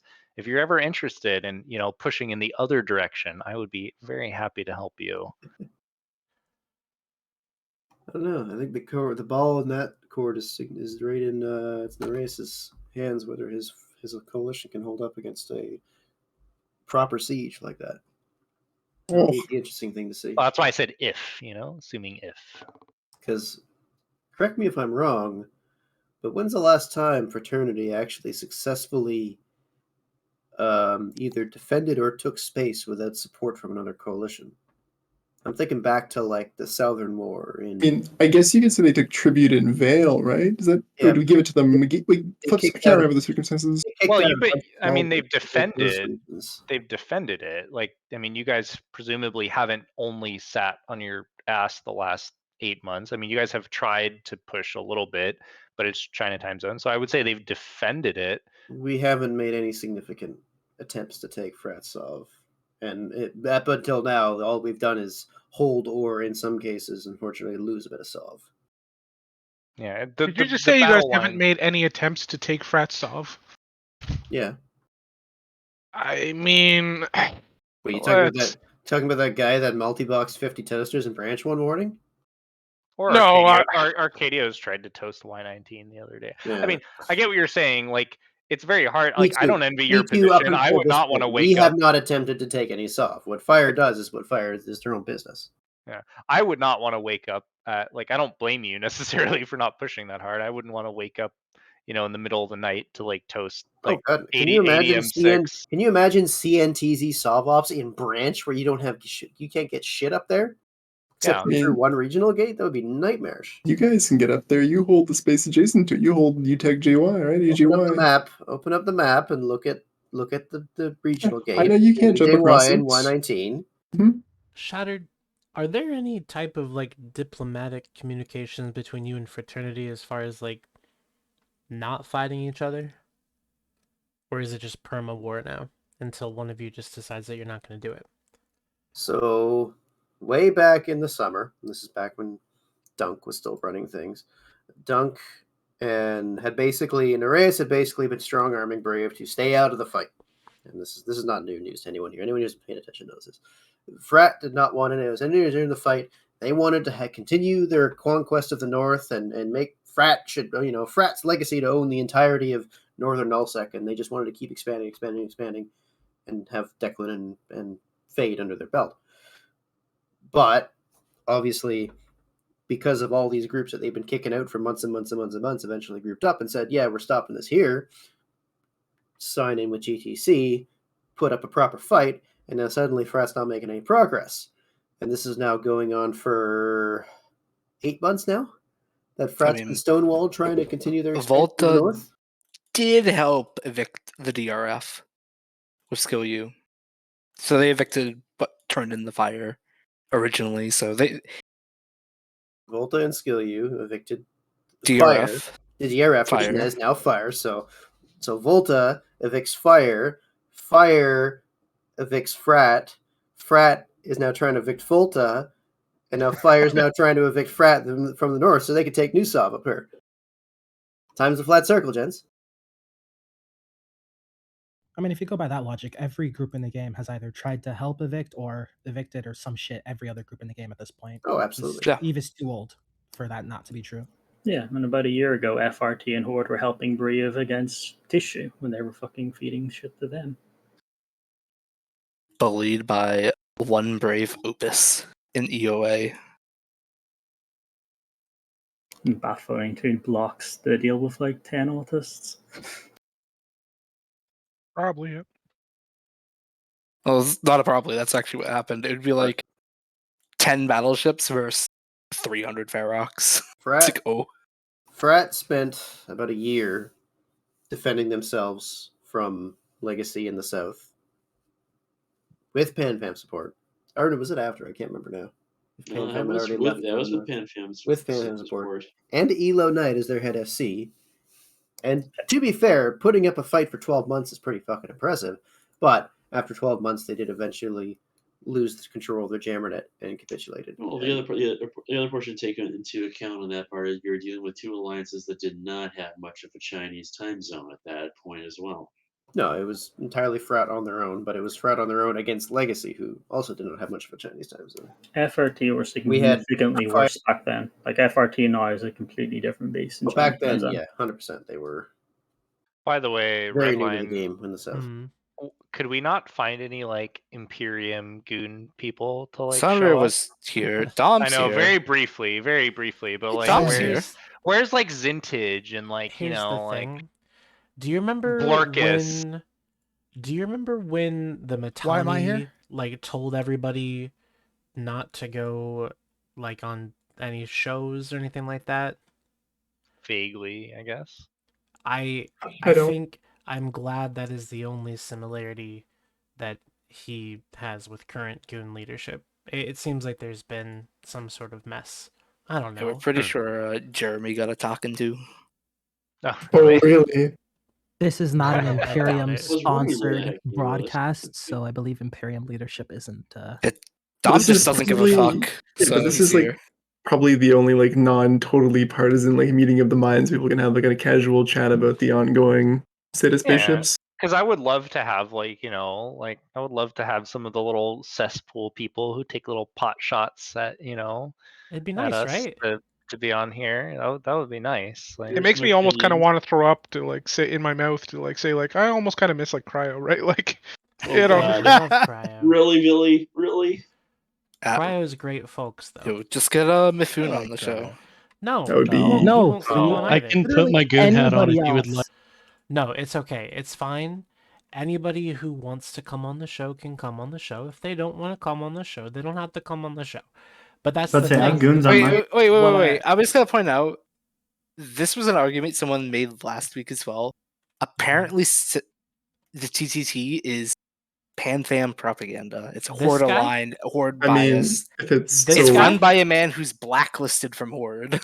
And Goons, by the way. And He did say come a lot there and just a little PL. bit ago, yeah. So if Pretty you sure think my that Billy- I'm aligned with a null block, Tell that to your Twitch chat. See, Redline, you say you have problems getting Imperium members on your show, but I don't have any problems getting them on my show, so I don't know what your deal is. It's because I don't you ask. look at feet pics. I don't ask. That's probably people- true. I don't ask people usually. I just invite everybody, and people come on. That's asking So that's people. no. I say at everyone. These are the topics. Come on the show. Like, and I don't like pick and choose who I want to come on. I would love to have what's his name, Brendan Gallios. He always has a lot of opinions. I would love to have him Brendan, on, for example. hop on, dude. Get it. I know you're in the Discord. Brendan's gonna come on. I don't know. He might. We'll He's see. He used to be one of mine. He did, yeah. I know he's in it now. I think, right? Yep. He's part of their Oh, esteemed. he's in Pico. Isn't he part of their esteemed U.S. time zone, or am I wrong about that? I actually don't know. I'm pretty sure it's USDZ. Well, so just to kind of bring it back to some more of the the northern stuff, not really. So I guess what happens if you guys can't take branch? If fire can't take branch, do you let them crash at your place until they eventually like implode into you, or you're kicking them out, or what? What do you think? I think it would be hilarious if they tried to retake space in the southeast. I mean, What a timeline. Fire in this situation where they're not used to living in nullsec that's near anyone else or near where anyone else can readily hit into them. So they're feeding a bunch of rats or crabbers at the moment. So I don't imagine they want to continue that. Hence why they want branch. It's very reminiscent because I had a front row seat of the same situation playing out when DRF moved down south and crashed on the Legacy's lap, and we pulled them out of that shit show. And now the exact same things happened where they moved up north, and we've now got fire, pulled them out of the shit show. Now they're living on Brave's lap again. It's very, very like, I know everyone likes to meme about time as a flat circle, but like I have literally been in the exact same situation before. Yeah, exactly, deja vu. And yeah, there's definitely going to be a learning curve. Like it's not as good of a situation as when they were crashing on Legacy's couch, and we had a lot of regions where they could just kind of like sit back in the corner and be out of the way and keep their head down and rebuild themselves. This situation is definitely going to require them to step up to the plate and be willing to be an equal partner and fight for that space. It'll be interesting to see how it plays out. I would really love for like some like formerly inactive FC, I don't know, like Pro God or somebody to like start an alliance in the southeast and like kind of start something down there. I think that would be super, super cool. Like someone who's kind of to re-enter the scene and kind Didn't of. ProGod say he was going to FC4 Goons this campaign? Wow, I think he's on FC once. I mean, Realize Seth, he doesn't want to speaking of send like Goons. Are allowed to be an FC for Goons? So do you want Millie Secunda to come back? No, the God Lashak written all over seemed it. like the Lashak seemed like a Pro God idea. Like I don't know if it was or not, but it seems like it would have been a Pro God idea. Is this okay? What's their logi? Is it like assault frigates or some no, shit? no, okay, no, It's Lashak logi. That's exactly why I think it's So, Pro God's idea. Stone Shattered. So so me and Nada were making fun of the fits, then Pro God just appears like, I came up with a Lashak logi fit and relinked the same fit, except he didn't EM therm tank it, which is all I assumed that like Goons changed was they EM therm tanked. Everything else was the same. A lot of the hostile doctrines for us seem to be surprisingly based around countering our doctrines at the moment, as far as their choices.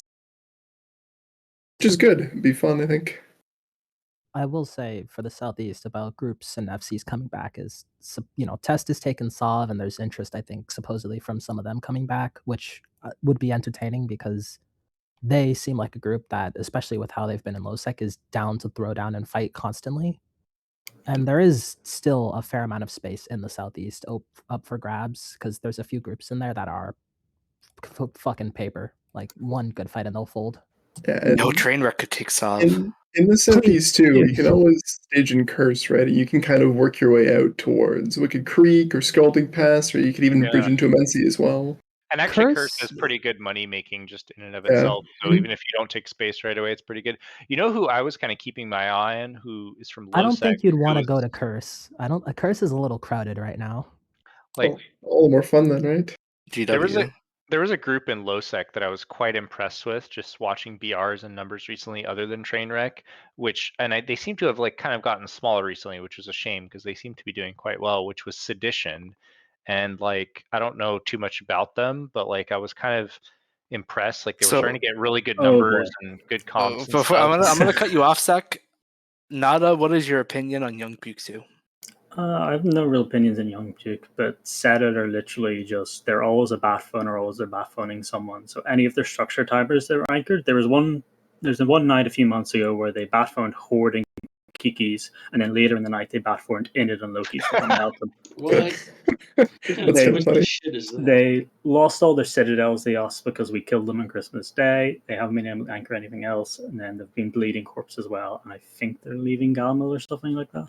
Well, nobody can stand up to Snuff, Nada, and Losec. You know that. Goggles men are too powerful. They have the croquet monopoly. Wait, apparently I was just informed by Trainwreck that Trainwreck and Sedition are blue. Interesting. Oh yes, Satis showed up to help Trainwreck, Try, and Shadow Cartel defend Trainwreck staging asteroids and died. But see, I feel and like they haven't been able to re-anchor one. maybe with the exception of Snuff, there's like a certain, and not every alliance follows this, but there's a certain life cycle in Eve where you kind of like grow up in like low sec, and then you kind of get strong, and then sometimes those people go to null sec, and then like now there's a new niche where like more groups can grow up in low sec, and so it'd be kind of interesting to see some of those like groups that can get like a good amount of dreads in low sec kind of like go into the southeast, and then like more groups can kind of grow up in their place in low sec. I don't know if that's I possible. think But... Sedit have one guy that flies capitals, and he's in Pandemic Legion.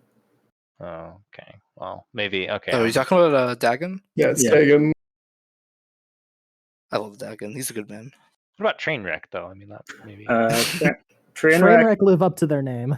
So Trainwreck are terrible. They pretty much have the pat phone Shadow Cartel for everything, and whenever that improved broadcaster finally gets banned, their alliance is just going to die. And I think Big Ab are farming them pretty hard at the moment, and they keep losing fights to those Russians that everyone else is farming. Parabellum too spooky. Bro, fuck Parabellum. Parabellum just got evicted from their whole. Yeah, it's the most beautiful thing I've ever seen. They're just Molden Heath Russians now, anyways. It doesn't matter. They're getting evicted from Molden Heath as well.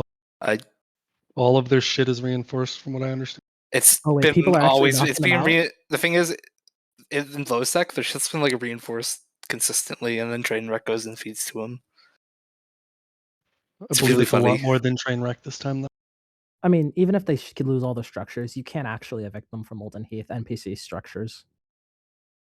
I think on the low sec graduating the null sec thing, I think a lot of the low sec groups at the moment have people that were in null sec and are just kind of sick of the tie-dye blob.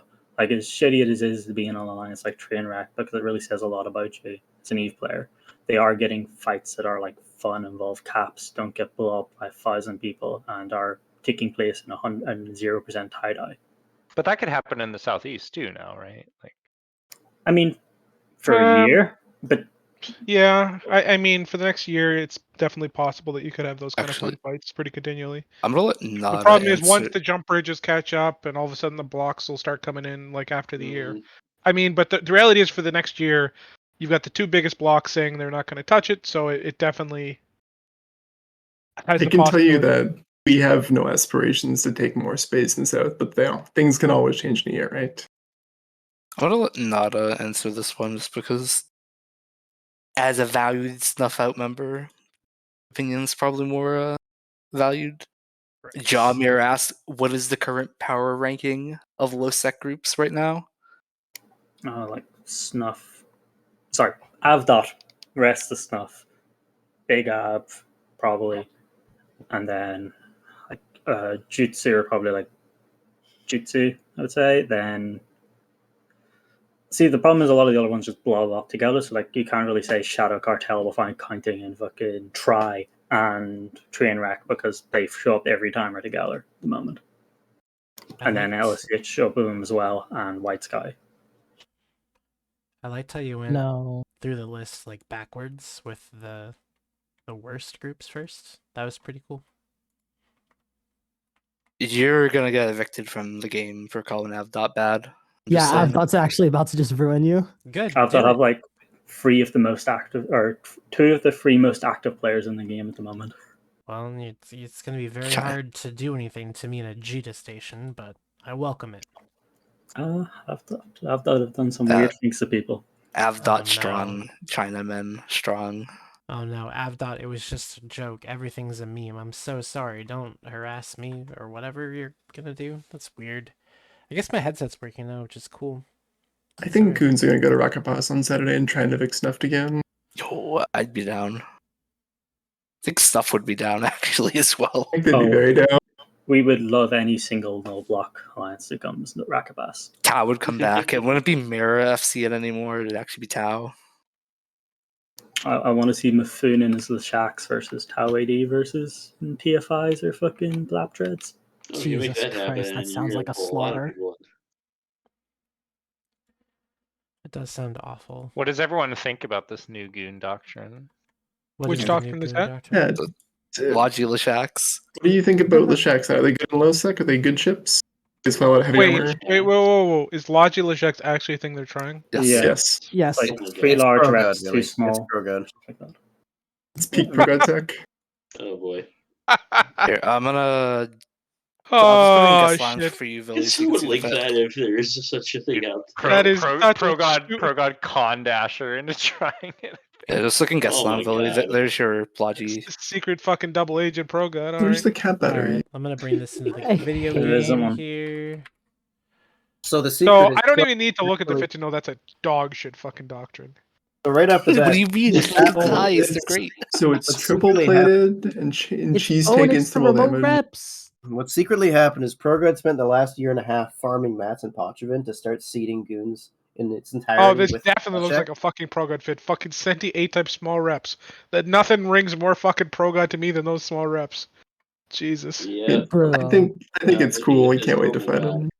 Every fight with those is on. Oh wait, they don't have a timer. fucking gun. Like that's the actual. Oh They're- god. Okay, Yeah. definitely. You weren't joking about Logi Lashaks. You were just like, oh, No, God. we were. No, we were not they're joking. totally serious about Where it. is this fit at? That's It's even in, worse than I thought. Guest lounge out there already. Dude, is I'm there like? guessing this is their counter to Paladins. was- This is what I'm imagining. I was gonna ask Sunray because we don't get goon pings, obviously. How much Do is a we Lashak? know? They're like 600. 500, I think, 550. I think yeah. their total fit is 900. Do we or know what the 850 goon deployment list is for this upcoming deployment? It's gonna be Lashaks, obviously, but what else? I think the other thing they were talking about were canes. Oh, just classic I'd shield be canes. so jealous of Mist, man. Yeah, everyone Here's wants the- to be Miss Namaton. Here's their DPS fit, by the way. So you have both now. You know what bugs me the more I look at that? Is there enough Senti A-type small reps in the game No. to even like So see those if- fully? If you Yeah, are they're- Pro God Legend, you have a can in your hangar with about 3,000, then I've seen this can. I know it exists. I would believe it because I don't think like I'm gonna log in now to check Jita. I don't think there's enough of those in Jita to like fully stock a doctrine. You know You'd what though? have They to were listen for smart months. enough. They were smart enough not to put Logi on the same one as like the gun Lashaks because I think they knew what would happen. Oh, yeah, absolutely. There are currently there's like 100 Senti A-type That's not small enough. reppers in Cheetah. So what's I up for made 30 then? I made that mistake once with trying to get Brave in a Drakovix. Putting the Yeah, Logi everyone on the just shoots each DPS. other. Yeah, it absolutely was a shit show. I mean, Logic. it barely works even with 15 people in Pochevin. Like, Oh it's- no, Jamir just linked the thing in Twitch. Okay, so you guys yeah. aren't trolling me. This is something they've actually released, Yes, right? yes. Yeah, Like, it's legit, they're doing Billy. Oh my Lashak We'd never God, mislead this you. just looks like disaster waiting to happen. Like my I think- my personal opinion is that they were jealous of the Horde Paladins, but they didn't quite have the financial resources to do it, so they came up with something that was like, almost as good. In why their not opinion. just use So, Napox? no, wait, no. Just use Napox. So no, Nabox are awful. wait, in They're the better than this. Tally in the What is this? Is the real when question. when we started shitting on this in cesspool, because I mean the fucking fifth shit. Let's be real. Pro God's like, it is very beneficial to have your Logi be the exact same ship as your DPS, so they don't know.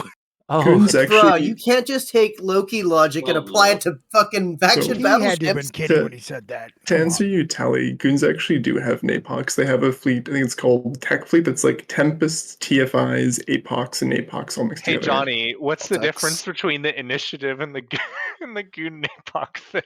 I don't know, Do Securitas. You tell me. Do you think it reflects a difference in philosophy between the two alliances? You tell me, Securitas. I think you have a very strong opinion maybe about one that. of them might have a heat sink and the other one is max tank. I don't know. Seems like it might be an oversight, but Look, I'm not drunk right now, but there's no way that those Lashaks are better than just Napox. Even if Napox are shit, there's no way that those Lashaks are better. There is one big benefit to those Lashaks. Mm-hmm. They're harder to volley, of course. They have explosive damage. Yes. Which is very Wait, what? powerful.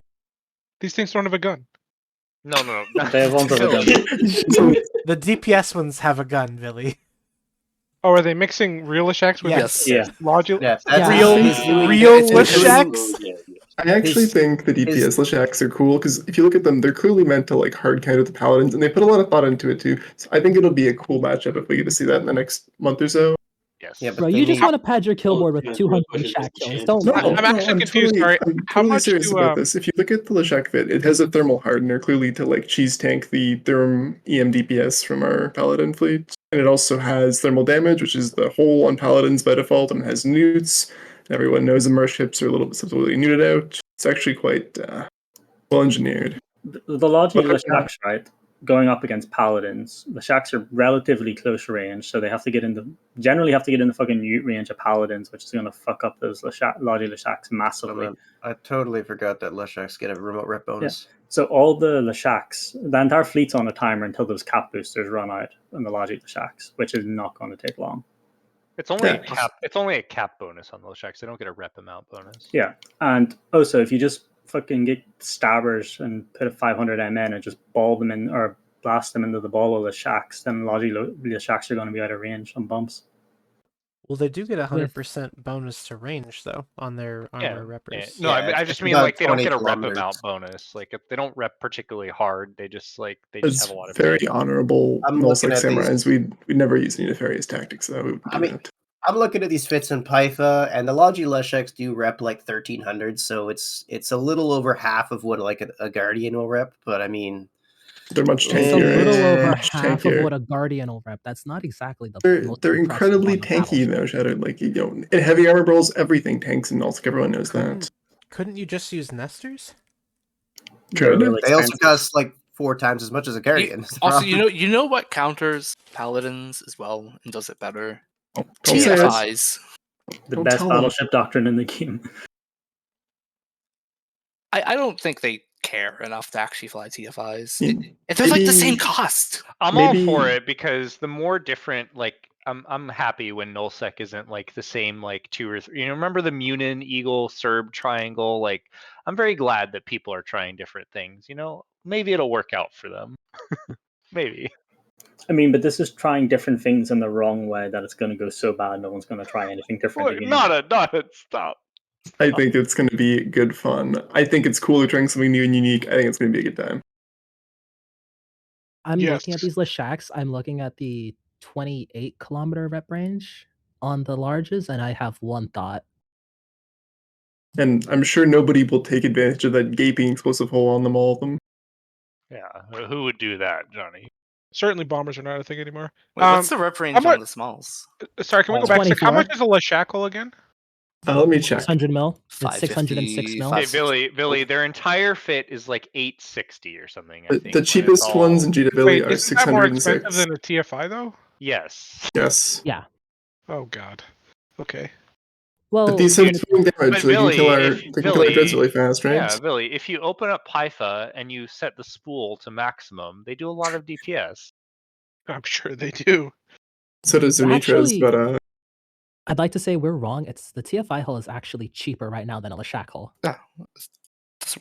They're like, that is literally what we just said. That's Telly. what we just said, Oh, Telly. I thought somebody said the TFI was more expensive. Sorry. No. oh, TFIs are incredibly good overall Wait, ships, he's- really good value.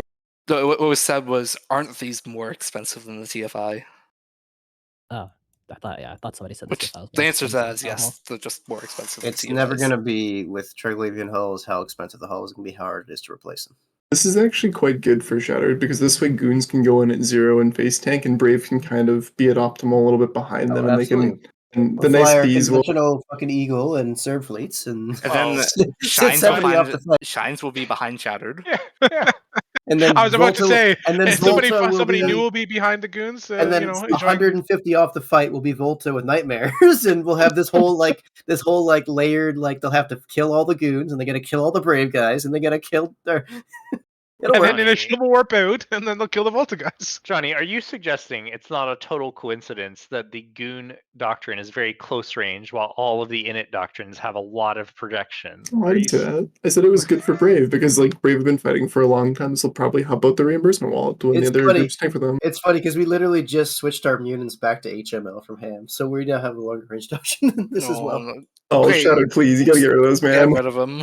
Yeah, Not good. Shattered. It's not good, man. They're a lot of I fun. think We've been I having fun think with the them. ham mutants were really strong. I think you should. Oh no, we didn't get rid of the hams. We just do HMLs more often now. HML though, They're a little bit more versatile. Just get rid of the mutant. No, the hams were like they're really scary. Like we were always really worried when you guys would fly them because they do so much DPS. It's Yeah. a little bit They're intimidating. very strong against heavy armor. You should definitely dive into the ball again with them. They worked well. They worked great when we were killing all those Fred caps up in branch. Like they do Wow. kill Yeah. caps really, really well. Yeah, no, That I is true. mean the DPS is pretty You mean Hanzo's YOLO Erebus that he doomsday to Dread with? Oh my god. Yeah. He took a fleet out today. We thought he was going to go shoot something in Declan. He took a fleet to low sec and fed to low sectors over some random fucking Citadel timer. Wait, today. didn't We Hanzo figured he was going to cover a mining up so he I could think- mine some new fucking Didn't ore to Hanzo lose a build new Titan to Titan. us in branch as well? Yeah, Or was that he did. Penal? He did. He did. I think all of the Titans Hanzo's fed have been branch actually. Yeah, so Hanzo has a bit of all his Titan deaths, I think 2 died in Branch and 2 died in Pureblind. So when he's in the south, he's good to go. But when he undocks his Titan in the north, it becomes a dangerous decision. But hey, we have to allot him right for actually undocking a Titan in 2023 and using it in space. Yeah, he got baited on a Lucy fire Lou- Lucy Lou- PNI, and then he got baited tapped by by Chifas. wormholers. It's not even fire. It's like Lucy, Isn't it? like a Lucy Yeah. loose spy alt in fire. Bro, strong Chifas gamers, put some respect on their name. Those are spooky motherfuckers. Yeah, it was Lucilo. You're right. Fuck. Chifas Leshaks are nasty. Those things are difficult to kill. There are some very scary Russian players in this game, and he's probably among the most scary. The funny thing is, we rage for him because we had to burn so far that we basically showed up on the grid with no logi, but we had almost 200 fucking ham fucking Serbs and mutants on grid. So even after Fire reformed a save fleet, and then Hanzo formed another save fleet, which he rage quit halfway through the fight, we just took the fight against Frat, but we didn't have any logi. But we were just killing them so fast because we had almost 200 fucking ham hacks on grid that it didn't fucking matter. It was hilarious. Yeah, so the ham mutants are really good in the right scenario, but they're not like a grid holding doctrine for like a set piece fight. Like, they're really good if you like ambush someone like in that scenario. They're very strong. And the problem is they're extremely susceptible to firewalling, which is very much in the meta right now. That's the big problem. I mean, I don't think we know much about that. So. That's the problem with like any missile doctrine these days. Is it's way too easy to get firewalled. Now that battleships are so strong. I mean, it depends on the battleship. If you look at the different hulls, the hull bonuses affect that a little bit. But yeah, in general, it's probably too powerful. Oh, I found the video. I'll put it in guest lounge. Here's the one you guys killed, Zach. Good old Jin and Wu video. I'm kind of curious. Does anybody have an Armageddon Navy doctrine yet? We talked about it, but we said it for other things. It's a cool hull. I thought, wasn't Init going to do that at one point? Or am I mistaken? Wish there was someone we could ask from Init. Somebody go ping Hey, at Dark Shines. Brendan, get in voice. I know you're listening. He may not be listening. It's okay. It's fine.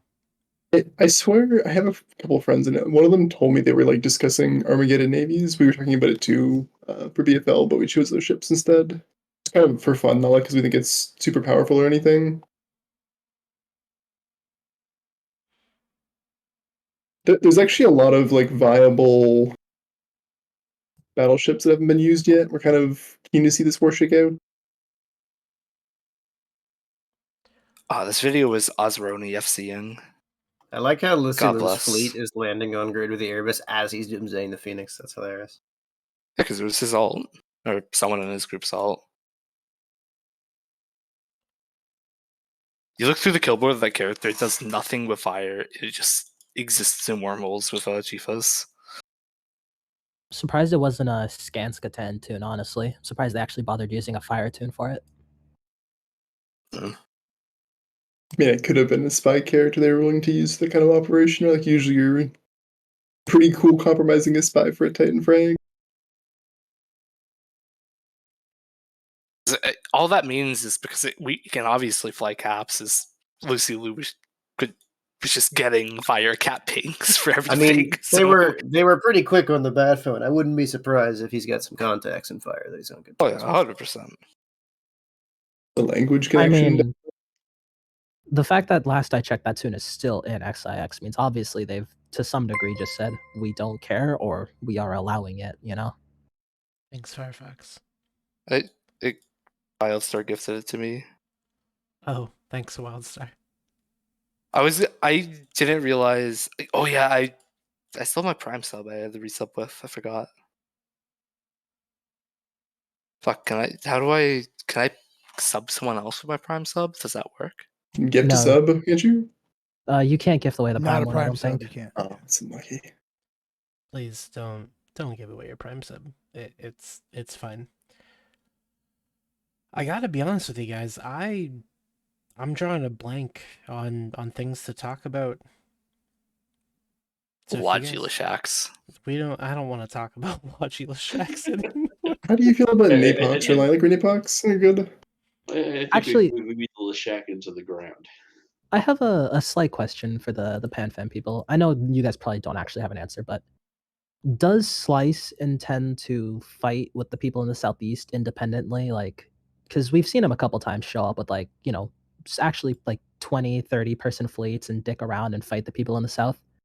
Does Slice intend to be a player just on their own fighting people, I mean, or I'm pretty sure Riot Rick signed the agreement among the various he's war part of that chiefs, group, didn't he? yeah, he was on did, it. but I'm curious, you know, because I actually like the idea of like Slice and Test and all these people showing up in the South to fight, because I personally just like all I want to do in the game is fight, and I do enjoy like being in the South because there's just a lot of random groups here to fuck around with. But I'm curious, is Slice going to try and be a player down here, or are they just showing up for roams randomly? I think it's just Probably the Rome's, right? latter. Because if they've agreed to some diplomatic thing, it would not look very good upon them if they reneged on that afterwards. And Riot Rick's usually a pretty honorable guy as far as keeping his word goes, so I think it's just content for them. Yeah, they haven't touched structures from what I've seen, but I was just curious. And like the thing is as well, like with Slice is it's not like Miss pings or Hurricane Room and has 150 people in fleet. It's like Rick pings a character room gets like 20. So it's a lot more engageable. So it's not really as Yeah, I mean, like bullying to the southeast. One of the smaller groups living in drones, right? So I mean, there's only really three, technically four groups in drones, and of the four, they are by a huge margin the smallest. PibC, hello? You mean the Horde Renter Corp that literally is just Horde alts? No, we have renters that are not in Horde, I believe, but I'm not a rental expert, so. I mean, there's a few, but really it's mostly Horde alts. That's actually a good question someone mentioned is like if the faction warfare changes, like actual viability that like it's gonna keep people playing the game in FW. Oh, absolutely, and it does, as someone mentioned earlier too, is it does lower that barrier of entry to new groups trying to spin themselves up and actually start becoming new organizations. When you can start in faction warfare as a corp or as a small alliance, learning how to PvP and learning how to like form fleets and stuff like that, and then graduate to being an independent group in nullsec, that is definitely an interesting new option that opens up with the Southeast being freed up.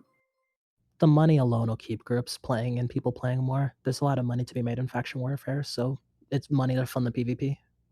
I hear there's a lot of money to be made running Ishtars and Omist. Can you comment on this, Sally? Fuck Ishtar ratting. I did it for like a day when we moved down, and I was like, I'm gonna kill myself if I keep doing this.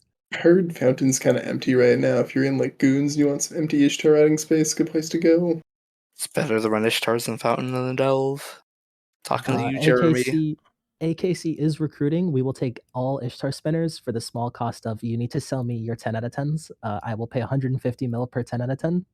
It's a pretty good deal, actually. Yeah, no, I pay good prices. Just anything other than Ishtar spinning, I hate it so much. How do you feel about POS management? We're installing God. PDAs and iHubs. Yeah, we actually I will say, it's kind of fun being like the smaller group where we're like, okay, we settled down. Okay, this is our staging, I guess. Where the fuck are we gonna anchor shit? Like all of that is something that, I've never done before, no one else has really done before. So we had a few moments of where we realized after we did something that this is absolutely fucking idiotic. Why did we do this? I really do enjoy that it went from like Lowland being like, yeah, we're too poor for iHubs to we have accidentally iHubbed the entire region. Well, somebody made a comment, a very snide comment about you guys don't care about your space. You didn't even iHub it or TCU it. And then within 24 hours, all of the region was iHubbed and Thanks, every Mav. TCU was refed. That would be a Mav moment. Yeah, Mav got uncoms and started cracking the whip, and the gamers were forced into the iHub mines. Yeah, now you're aggressively expanding in the Faith of Ballis, SMH. AKC is now the 18th biggest alliance in New Eden. Pretty powerful group, I'd say. Yeah, definitely don't need to have soft map now. Definitely don't need any Imperium Ensiblex N6, huh? I can say that I've spent the last like 3 days hearing people ask, how the fuck do we still have ANSI access? So I don't know. That's on Imperium. The entire time I've been in AKC, I've had that they're set neutral to me, and I've been able to shoot them. You just wait until they deploy north, and you abuse it to kill their ratters. Why do you think I want Imperium to deploy? I want PanFam to deploy too. I'm gonna go fucking hunt drone lands to shit. If it turns into like a full war like that, like Rixana comes back and probably just kills you. Well, I don't have a super. I'm not worried about Rixana. He kills Blops as well. He'll just drop Revenant on Blops because it just one taps him. It's really funny. So he killed Shanna's Marshal that way. Shanna tackled the Rattlesnake, jumped in, and then Rixana jumped his Revenant on top of him and just blasted him. I mean, I get baited and killed by Rixana. I'm not that bitter about it. That's actually kind of a funny way to die. And Massel's actively hunting in the area now as well. I mean, it's content. And again, I like fighting. So being in the South has been fun.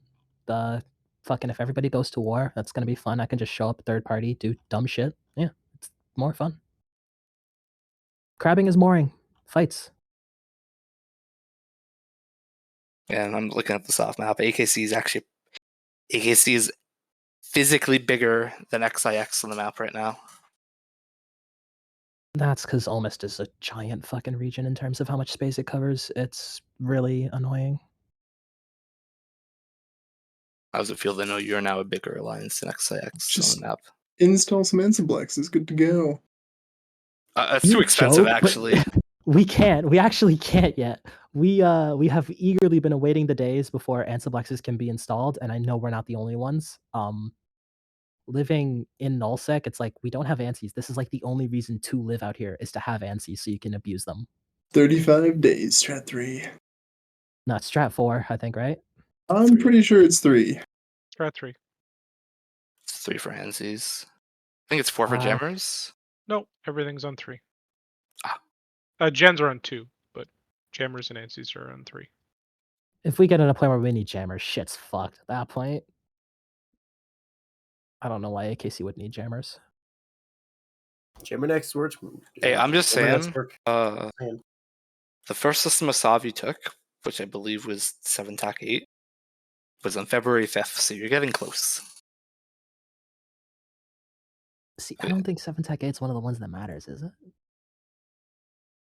So if the map, me and Shadow were looking at Jump Bridges maps and trying to figure out what works best. I don't think it was on any of the variations we came up with. But then Lolan also said it's too fucking expensive to have Jump Bridges, so you might just not have them.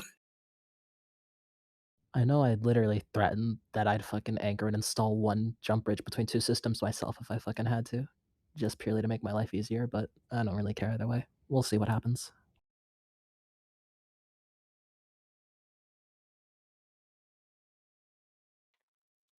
Can you guys hear me now?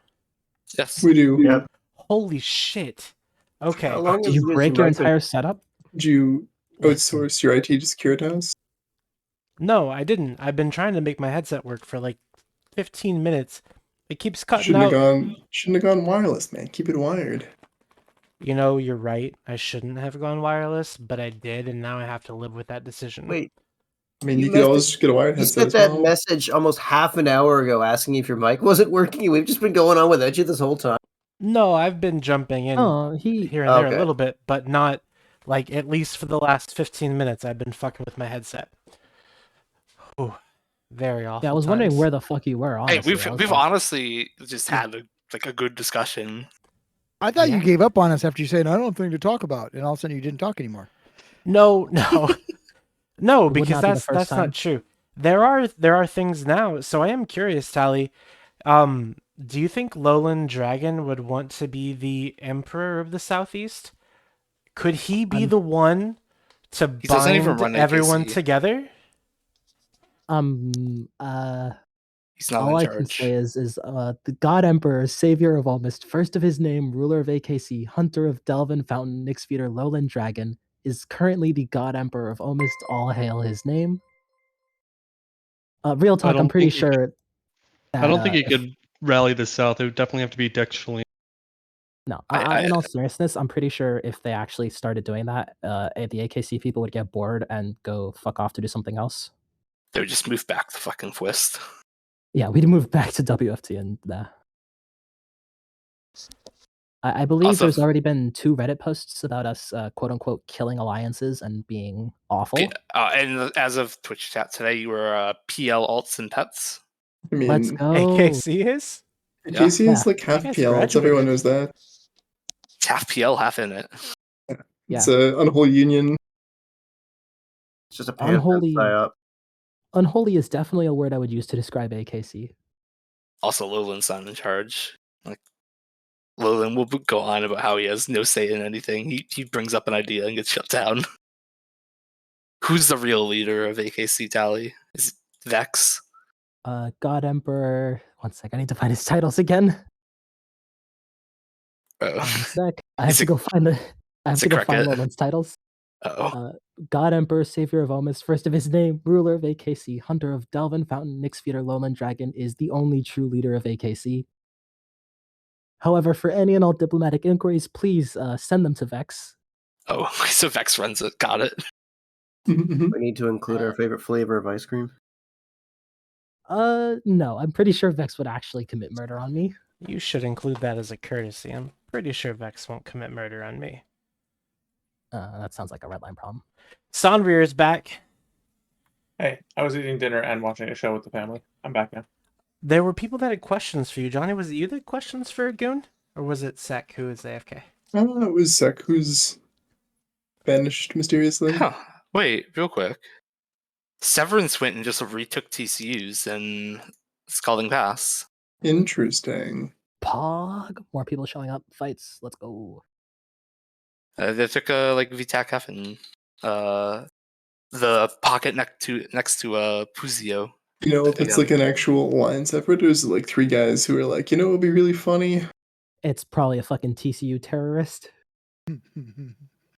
But would Severance fall into the category of a big alliance, right? They're not that big. They did it about 3 hours ago, 4 hours ago, something like that. What did Severance do, sorry? They just dropped a bunch of TCUs and Scalding again. Dom, I think they'd be considered more like medium. Well, I know, but would they fall into that? We're going to do something about this group when they're fucking around down there. I mean, if Severance on their own came back to the South, like just Severance, nobody else, I think most people would be like in the South would be okay with it. Like I agree, but based on the agreement that's signed, do they fall into that category? Well, or do they fall into the category? Oh, we're going to do something about these guys. Oh, you think they're too big to move in? Yeah, I wonder. Is that The size. I don't Also, think there's it's not too any. big. So, to my knowledge, there's no like size limitations on like the Southern Accords or whatever. It's just not being block affiliated. But they are block affiliated. Right. So- They are. Exactly. Maybe Well, that's this is something the that prelude people- to them leaving their current block. Who knows? Yeah, well, maybe that's the thing. But If they don't want to be part of block, they don't have to be, right? Not a. I mean, Well, if they wanna Severance on survive. their own. If Severance was Membership's like mandatory. actually truly independent, like if Severance they cut their ties to Fire B3, whatever, they would probably be pretty equal in size to most of the other groups down there. Like Severance, I don't think is gonna outform like Zerg or some of the other ones too heavily. I think Severance has lost a non-insignificant number of members to the moves and the failed super cap ops, and you know you just take some pretty nasty hits anytime you're in a situation where you're. I mean, maybe some free space though is like the impetus they need to rebuild, and not some grimy block war. You know, they've been up and down over the years. You know, they've been around a long time. So I mean, I was in think Severance when I probably first could started the still game, form- back in 2011 and 10. I mean, if they formed like 30, 40 people in like actually a good fleet comp, they can absolutely hang and fight with most of the people in the south. Yeah, I mean they'd have to live a very different life than they're living now, for sure. I mean, yeah, like what is in the south now is nothing like what would be that was there previously, but it's different, you know. It's not living in a block. It's just like there's definitely kind of like you can just go do shit and not have to care. That would be a dream. Then leave the Arcadia block was and do it. Severance, eh? Fucking Well, Pretty not a dream for obvious. me. Not currently. The After a freaking certain bait and point, switch. you realize that you're like, I don't have the time and energy for that life anymore. It's a lot of work. It is a lot of work. What, leading an alliance? Or even just being part of a leadership team of Alliance. Not necessarily like what Billy did, what led the whole thing. It's just a lot of work. I mean, Yeah, there's a lot that goes into it. It is a full-time job worth of energy. I would agree. Yeah. And you have to have people you can trust putting that same kind of energy and time in with you. You know, it's 100%. And not making categorically catastrophic decisions as well. Wonder who you could be talking about there, Johnny. I mean, I was just speaking in broad terms. You were talking shit about Sebastian, were you? What the fuck? I I'm- thought we were friends. Now, you Jesus. see, the Bastions sold their staging fort to Init, expecting The them to who? live. Twice, dude. Twice. Why did they do it a second time? The world never knows. I know. It was because it's stupid. Categorically bad leadership. Sold it to him twice. Bought it back. Well- and both time we sold it to them for less than we paid for it. The funny thing is, it was me that kind of made that first real big mistake selling a staging for Desire to. It was originally Seto, that old one where Legacy had staged for like 2 weeks and during the Provi campaign, and I was like, whatever. This is like it just never occurred to me that this was going to be a real problem. But like I thought I had kind of learned the lesson for everybody else, and it seems many people did not choose to learn that lesson. I guess you could say. All people saw was paycheck. If anyone's watching out there, never, ever, ever sell your seating structures. It's way better to let it die in safety. Yeah. And it's Or also fake. like a very real kind And if your leadership ever sells your staging structures, your leadership are complete morons, and you should leave and find a new alliance immediately. Now, to be fair to us, both times we sold them, we thought we were we were done, right? One time we sold it to them, we said, "Wow, we're getting out of here." The second time, we actually were done. But yeah, whatever. I'm not bitter at all. You sound like you might be. Better Like to you- push that anchor button or let it die.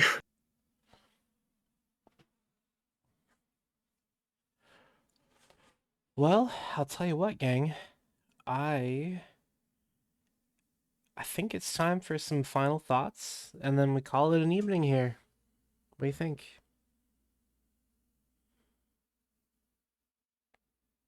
Okay. Okay. Yeah. All right. Cool. Did you see the message from You go for a coffee? Trixie?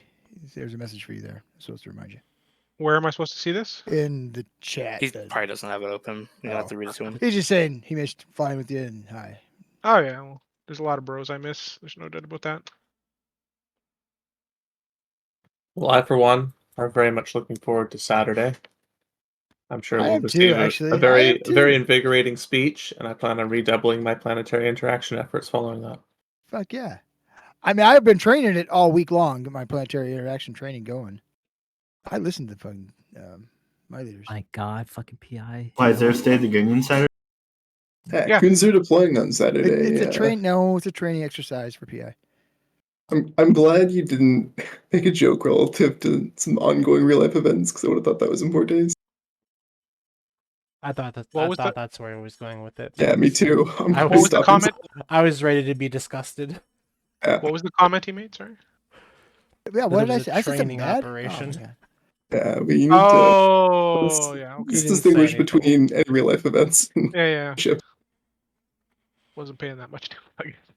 Yeah, don't pay attention to shit I'm talking about. I don't know Well, I'll fuck tell you about I'm what. excited. I'm excited for Goons too. I think it'll be cool. I'm glad they're doing stuff again. Hopefully, it's good brawls coming weeks and months. All Dreads log in. I do have one question for the Horde guys. When you guys talk about these numbers, oh, we're so worried about getting outnumbered, this and that. Out of the 34,000 people in Goons, how many do you think will deploy? What is your guess at how many people will come up there? So I think numbers are going to be phenomenal based upon how many hype pings I've seen from the information officers we employ.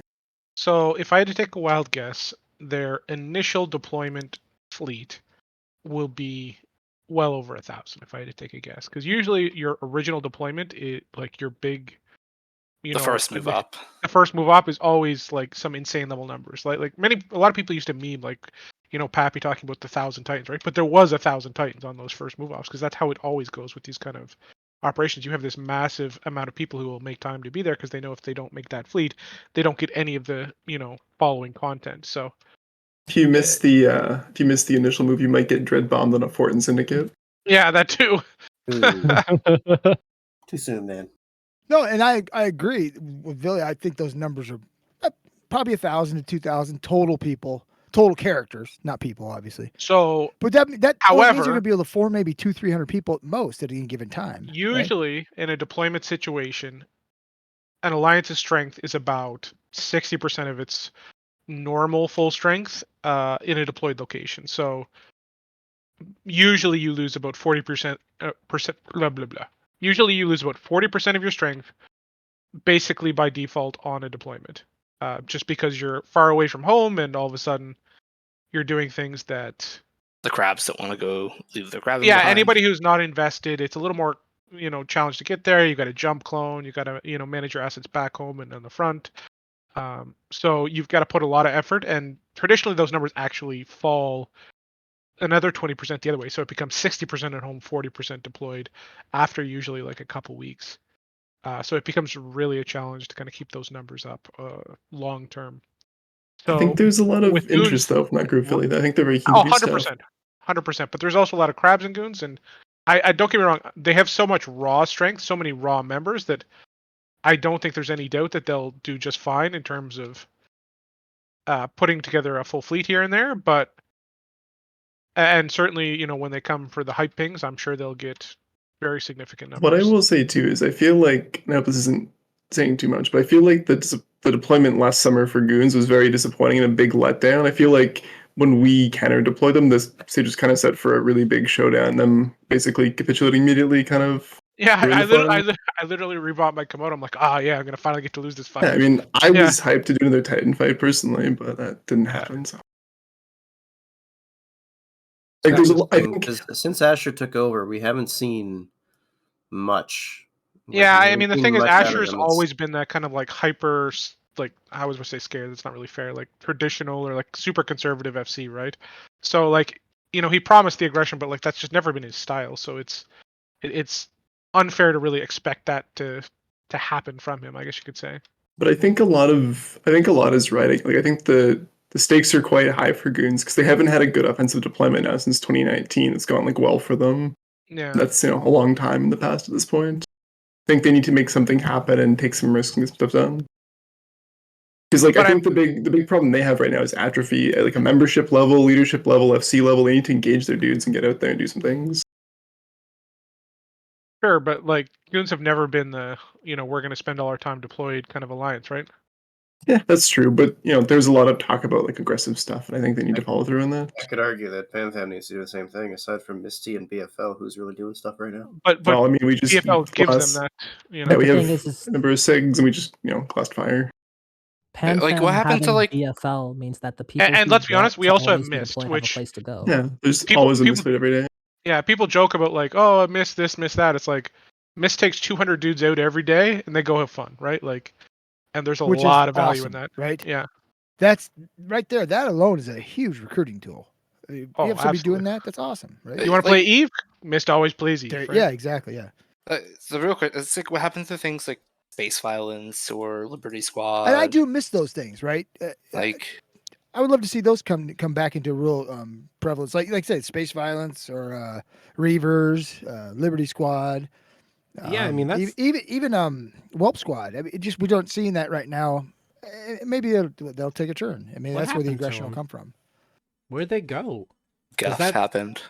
I mean, sure, but when So a Jeff combination of wasn't things happening happened. They anymore. lost a lot of the Goon SIGs were very FC identity based. So when the core FC of that SIG left, the SIG generally ended Died. up falling apart, and that happened a couple times. And obviously, that's not good. Let's say for the way those SIGs operate, and certainly, Oh, yeah, I I think don't you know. hit it right in the head. Yeah, most SIGs are fundamentally built around a cult of personality, around like one or a small group of people, and if those people are not actively playing the game, the SIGs usually die very quickly after that. So you need like leadership and fleet commanders who kind of steer the ship. Like SV was Kendar's baby. There are other dudes. I know who did fleets for them, but Kendar was like SV, and SV was Kendar when he stopped playing the SIG dad. Yeah, so I mean the other thing is the Goons had some like personality conflicts between some of the FCs, and some FCs thought they owned certain SIGs more than others, and that further kind of sped up the demise of several of the Goon content SIGs. But that's drama that's their business, not ours. SIGs by their very nature, just because of the fact that it's a smaller group, means it's more reliant on 1, 2, 3 content creators. Like even BFL to an extent, like BFL is lucky in the fact that there are so many FCs there, but like most of the content in BFL, the 2 times I've been there, it's a lot of it's Sec, Headliner, Johnny, running the show. You look at other SIGs in Horde like Salt SIG, and it's a lot of the time it's the 2, 3 Whaling FCs, running the show, directing things. Yep. Even some of the ones that weren't very successful, like the Bombing Beans, that was it Rave Knight and Seku basically, I think were the only 2 people who ever pinged there. You could go on, but like SIGs by their nature are usually run by 1, 2 people at the core of them. Absolutely, and that's what keeps a SIG alive. Like it's too easy for a SIG to die if it's kind of lynched around 1 or 2 FCs that are active, and if they go AFK, SIG just dies immediately. I've seen that happen many times, bro. Or if they join Pandemic Horde.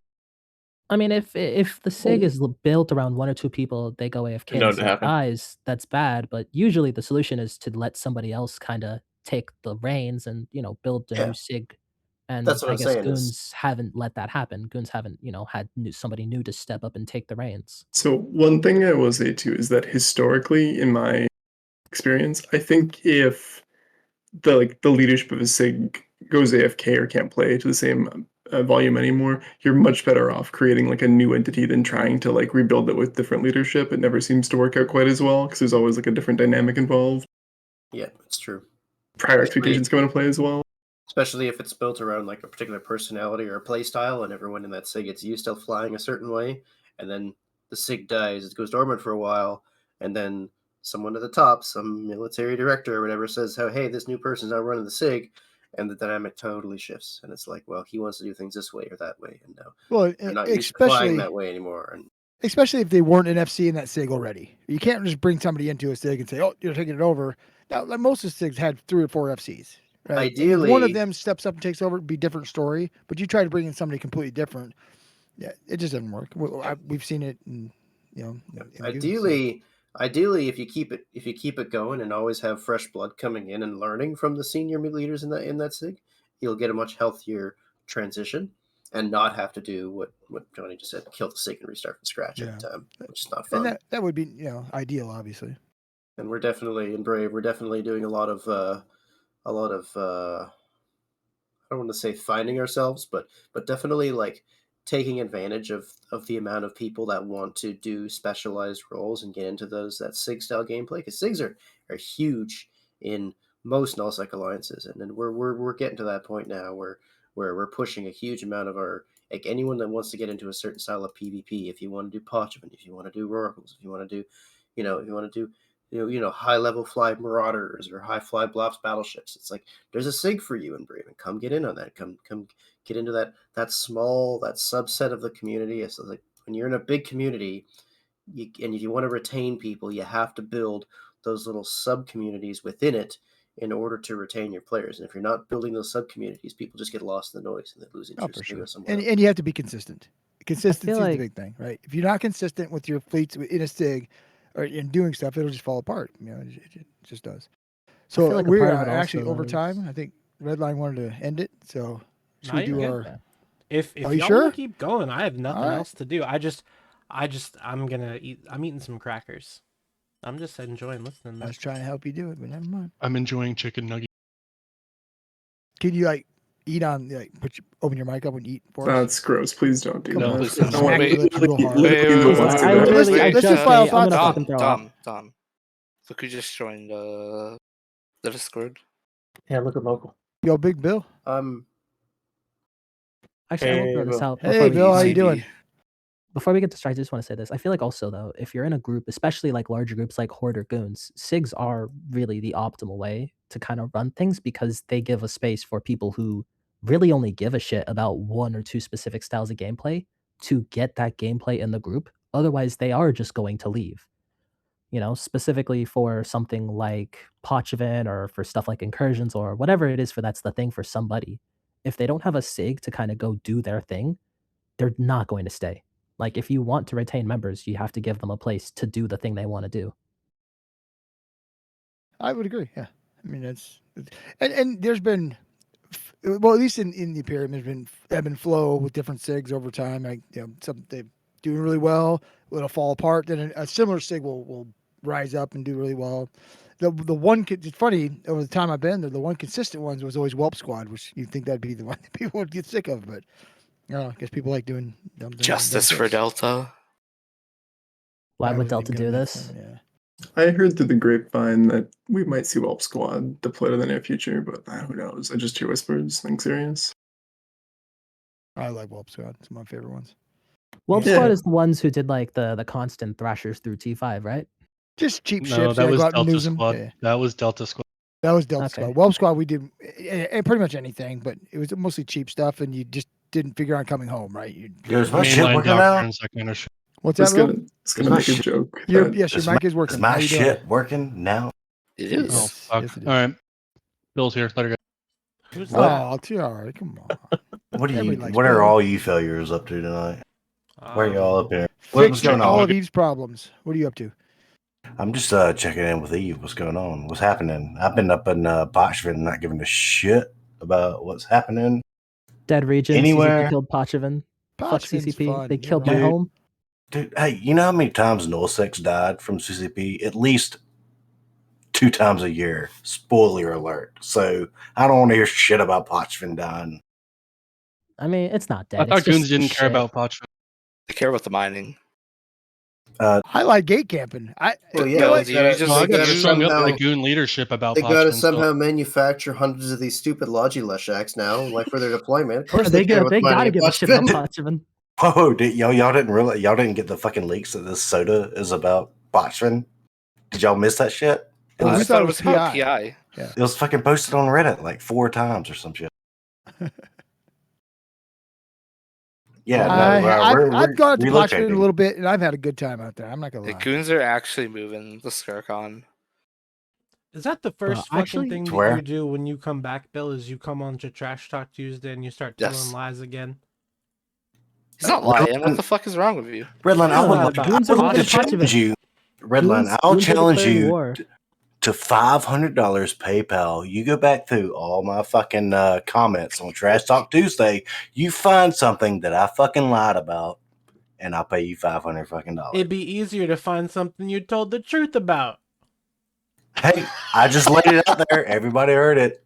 Fucking go do it. I don't need your money. I want to ride you on the hybrid. Listen, hey, man, hey, I shall not tell a lie. Yo, That's what, actually, that's real what talk. they taught in Redline doesn't need wizarding the school money, but- down in Alabama. Yo, I need that money. When's the last time you were on here? When's the last time you were on TTT? 2 years ago. Tolly, It's this been 84 years. Fuck, man. Wait, does This, Twitch say VOD's that old? No. Shit. Do what? Thank God. No shit. Thank God.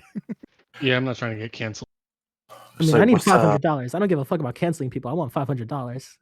Dude, I mean, I'm sure you have more, like, all kinds of skills and, like, appropriate, advantageous ways to fucking get that. Like, just go out in the work field, bro. The work field. Like, what do you do in the work field, Bill? just go out there, like McDonald's will fucking give you $500 in a week, I was bro. picturing like I don't know, some kind of field you have to hoe shit. Where's your Altieri, I mind think you're going? right. I think that sounds right. Yeah. I mean, because I'm from Alabama, the you think I just entire hoe shit? year before I joined Horde, I was the only FC in Wolf Squad pinging anything. I wasn't Havish there a little bit though, or had he already no. gone the wayside by then? I was one of the original 3 founding members, and Havish died off like 3 years ago. Like, he didn't do a whole. Has it been that long? Jesus, I'm old. Yes, you are. Who do I you am. think I are gonna know, be the but main I'll tell you FCs? what. Altieri's here. The Whelp Squad was one of the funnest SIGs or squads we had in the Imperium. It's just a good time because there's no pressure. Just go have fun. It's unfortunate that you aren't part of Afghanistan because we were the elite squadron of Mujahideen. Goon Swarm. The most activity per day. It was 24, not 7, 6.5. Those were random numbers. What do they mean? That means that you 24, missed out on not every day. 7, 6.5. Yeah, I didn't get it either. Okay, that doesn't Yeah. work. Yeah, no, we have to go to church, Redline. We have to go to church, all right? Reznov, what do the numbers mean? You go to church for 12 Tell you hours. what, Bill. you're I in think- Vegas this year. That sucked. You didn't come. That was I mad. think the activity that Bill partook in was getting drunk on a Tuesday. And winning the war on a Wednesday. Is that what you did? Pretty much. We We were I think it was. differently. Was it a Wednesday or was it a Saturday? Who knows? I think it was a Wednesday. It doesn't matter. We remember the war differently, you and I. That's because losers typically remember his story It a was a little bit differently. Oh, is that why? The losers have to be told what day it was because they lost. No, technically, it is a thing, yeah. It's a real thing. Hey, Redline, just remember, you said you wanted more Goon representatives on the show. I'm not complaining. Yeah, I mean, you got Sunrear on here. When's the last time Sunrear said anything on here? It's been like 10 minutes. Literally like 10 minutes ago. I'm just here to soak up the ambiance. Oh, ambiance. He's the one that informed us the State of the Goonion is going to be about PI on Well, Saturday. now we're Well, the people majority really out need to here, get on so it. you can kiss our ass. Well, sorry, I just fucking slipped out a bunch about the Potchman thing. Yeah, you weren't supposed to leak that, Bill. I mean, that's fucking. That's pretty my bad. OPSEC. Bro, I can't fucking wait. I would love that. That'd be S tier content. So let's go down the road. Redline, Dominarch, Firefox. Who are you?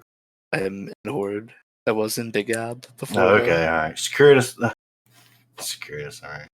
Johnny He left. tries Yeah, to say, those are our horde guys there.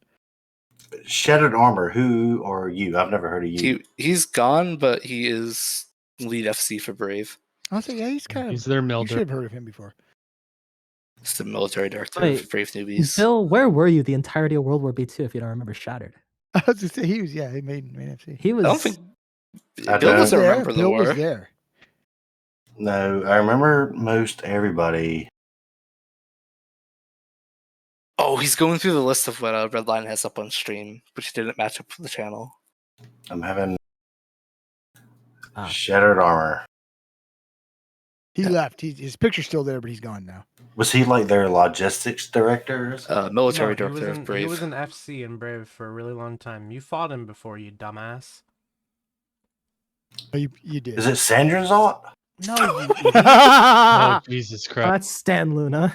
Is your brain broken?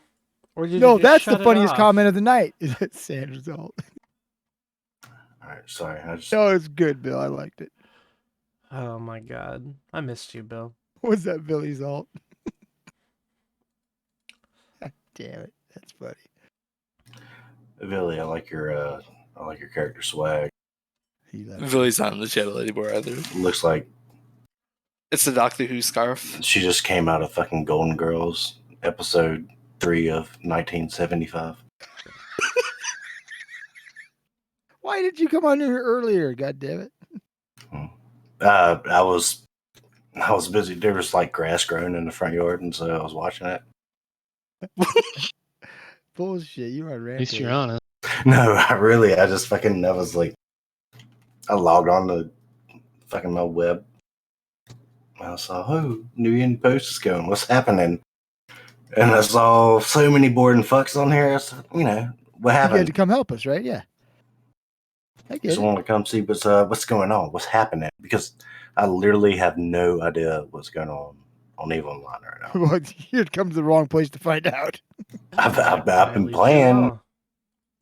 It's not true. Okay. Your alliance is probably deploying Monday. Like, so is it Sunday? Whenever the state of the Saturday. union is? Saturday. Saturday. Okay.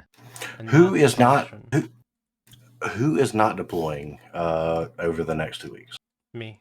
I'm not going anywhere. Redline can't deploy. AKC isn't going anywhere. Red light can't deploy. Yeah, AKC is not deploying anywhere. We are the Lords of the South will be residing in our new home. They're turning from AKC to into kids with guns. Are y'all Can I ask taking a serious over question? Providence? So y'all gonna Go for fucking it. Do I No, strike you as a person who doesn't get what he wants? If I wanted to deploy with those alliances, I could. Could you? I have Like, characters you're on in them. several blacklists. So. I have characters in all of them. I mean, when has a blacklist ever That's stopped true. anybody? True. Blacklist. I would imagine at least a few times. I think the most important question, though, Bill, is: are you gay for Jay? Let me ask you a question. Does gravity affect your bodily motions? Hell No, yes, it does I not. have an idea. Absolutely. I think we are gonna call it a night. Here. Where does Altiara? Where do you live that gravity doesn't affect you? What? Hold on, Redline. I just want to say though, is What do you like wanna say, there's one favorite person to have in Eve, and it's Jay Amazingness. Jay Amazingness fully lives up to his name. He is amazing. Amazing J. He's amazing, yeah. Amazing J. XOXO. I don't disagree. I like Jay. Yeah, no, I don't. Jay certainly is a not. good man. Find somebody who the best doesn't thing like ever. Jay, And then what? and then prove me wrong. Is there anybody in the chat that doesn't like Jay? I've never met Jay. Who even is that? Jay Amazingness. He's one of our He's, FC. just go watch his videos on YouTube Tally, and you'll know. Fuck no, I've watched enough Eve shit. I don't want to see more Eve shit. He like soloed a PanFam Dread Bomb with his Erebus. Oh, is it that video that you talk about a bunch? The Pico Gang Capital Skirmish in X47. No, Jay is just a genuinely good individual. He's a good guy. He's one of the a solid fucking characters or personalities that's transcended across EVE Online, so to say. Introduced many of us to sumo wrestling. Was it him? I thought it was him, wasn't it? I thought it was an Asher thing. Was it Asher? Maybe it was Asher. I thought it was Jay.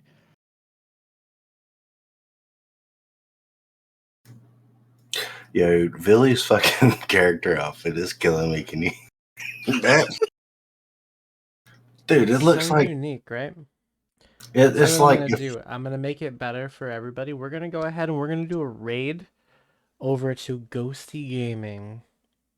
I like So Ghosty. He's a good guy. you have like I don't know, 30, 45 seconds to give your final thought for the night and go. Here to your left. He's gone. He left us there. The I'll son give of a mine. bitch. Thanks for everybody joining us. I'm gonna dip out too. You guys have a great night.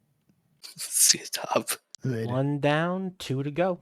See you next week. Undock and go fight. I still think there's actually really good money in robotics. That's where I'm going to put my efforts. The fuck up, Jesus Sandra. Christ. Fucking PI. God, Can't fucking wait. The first fireside after Asher took command.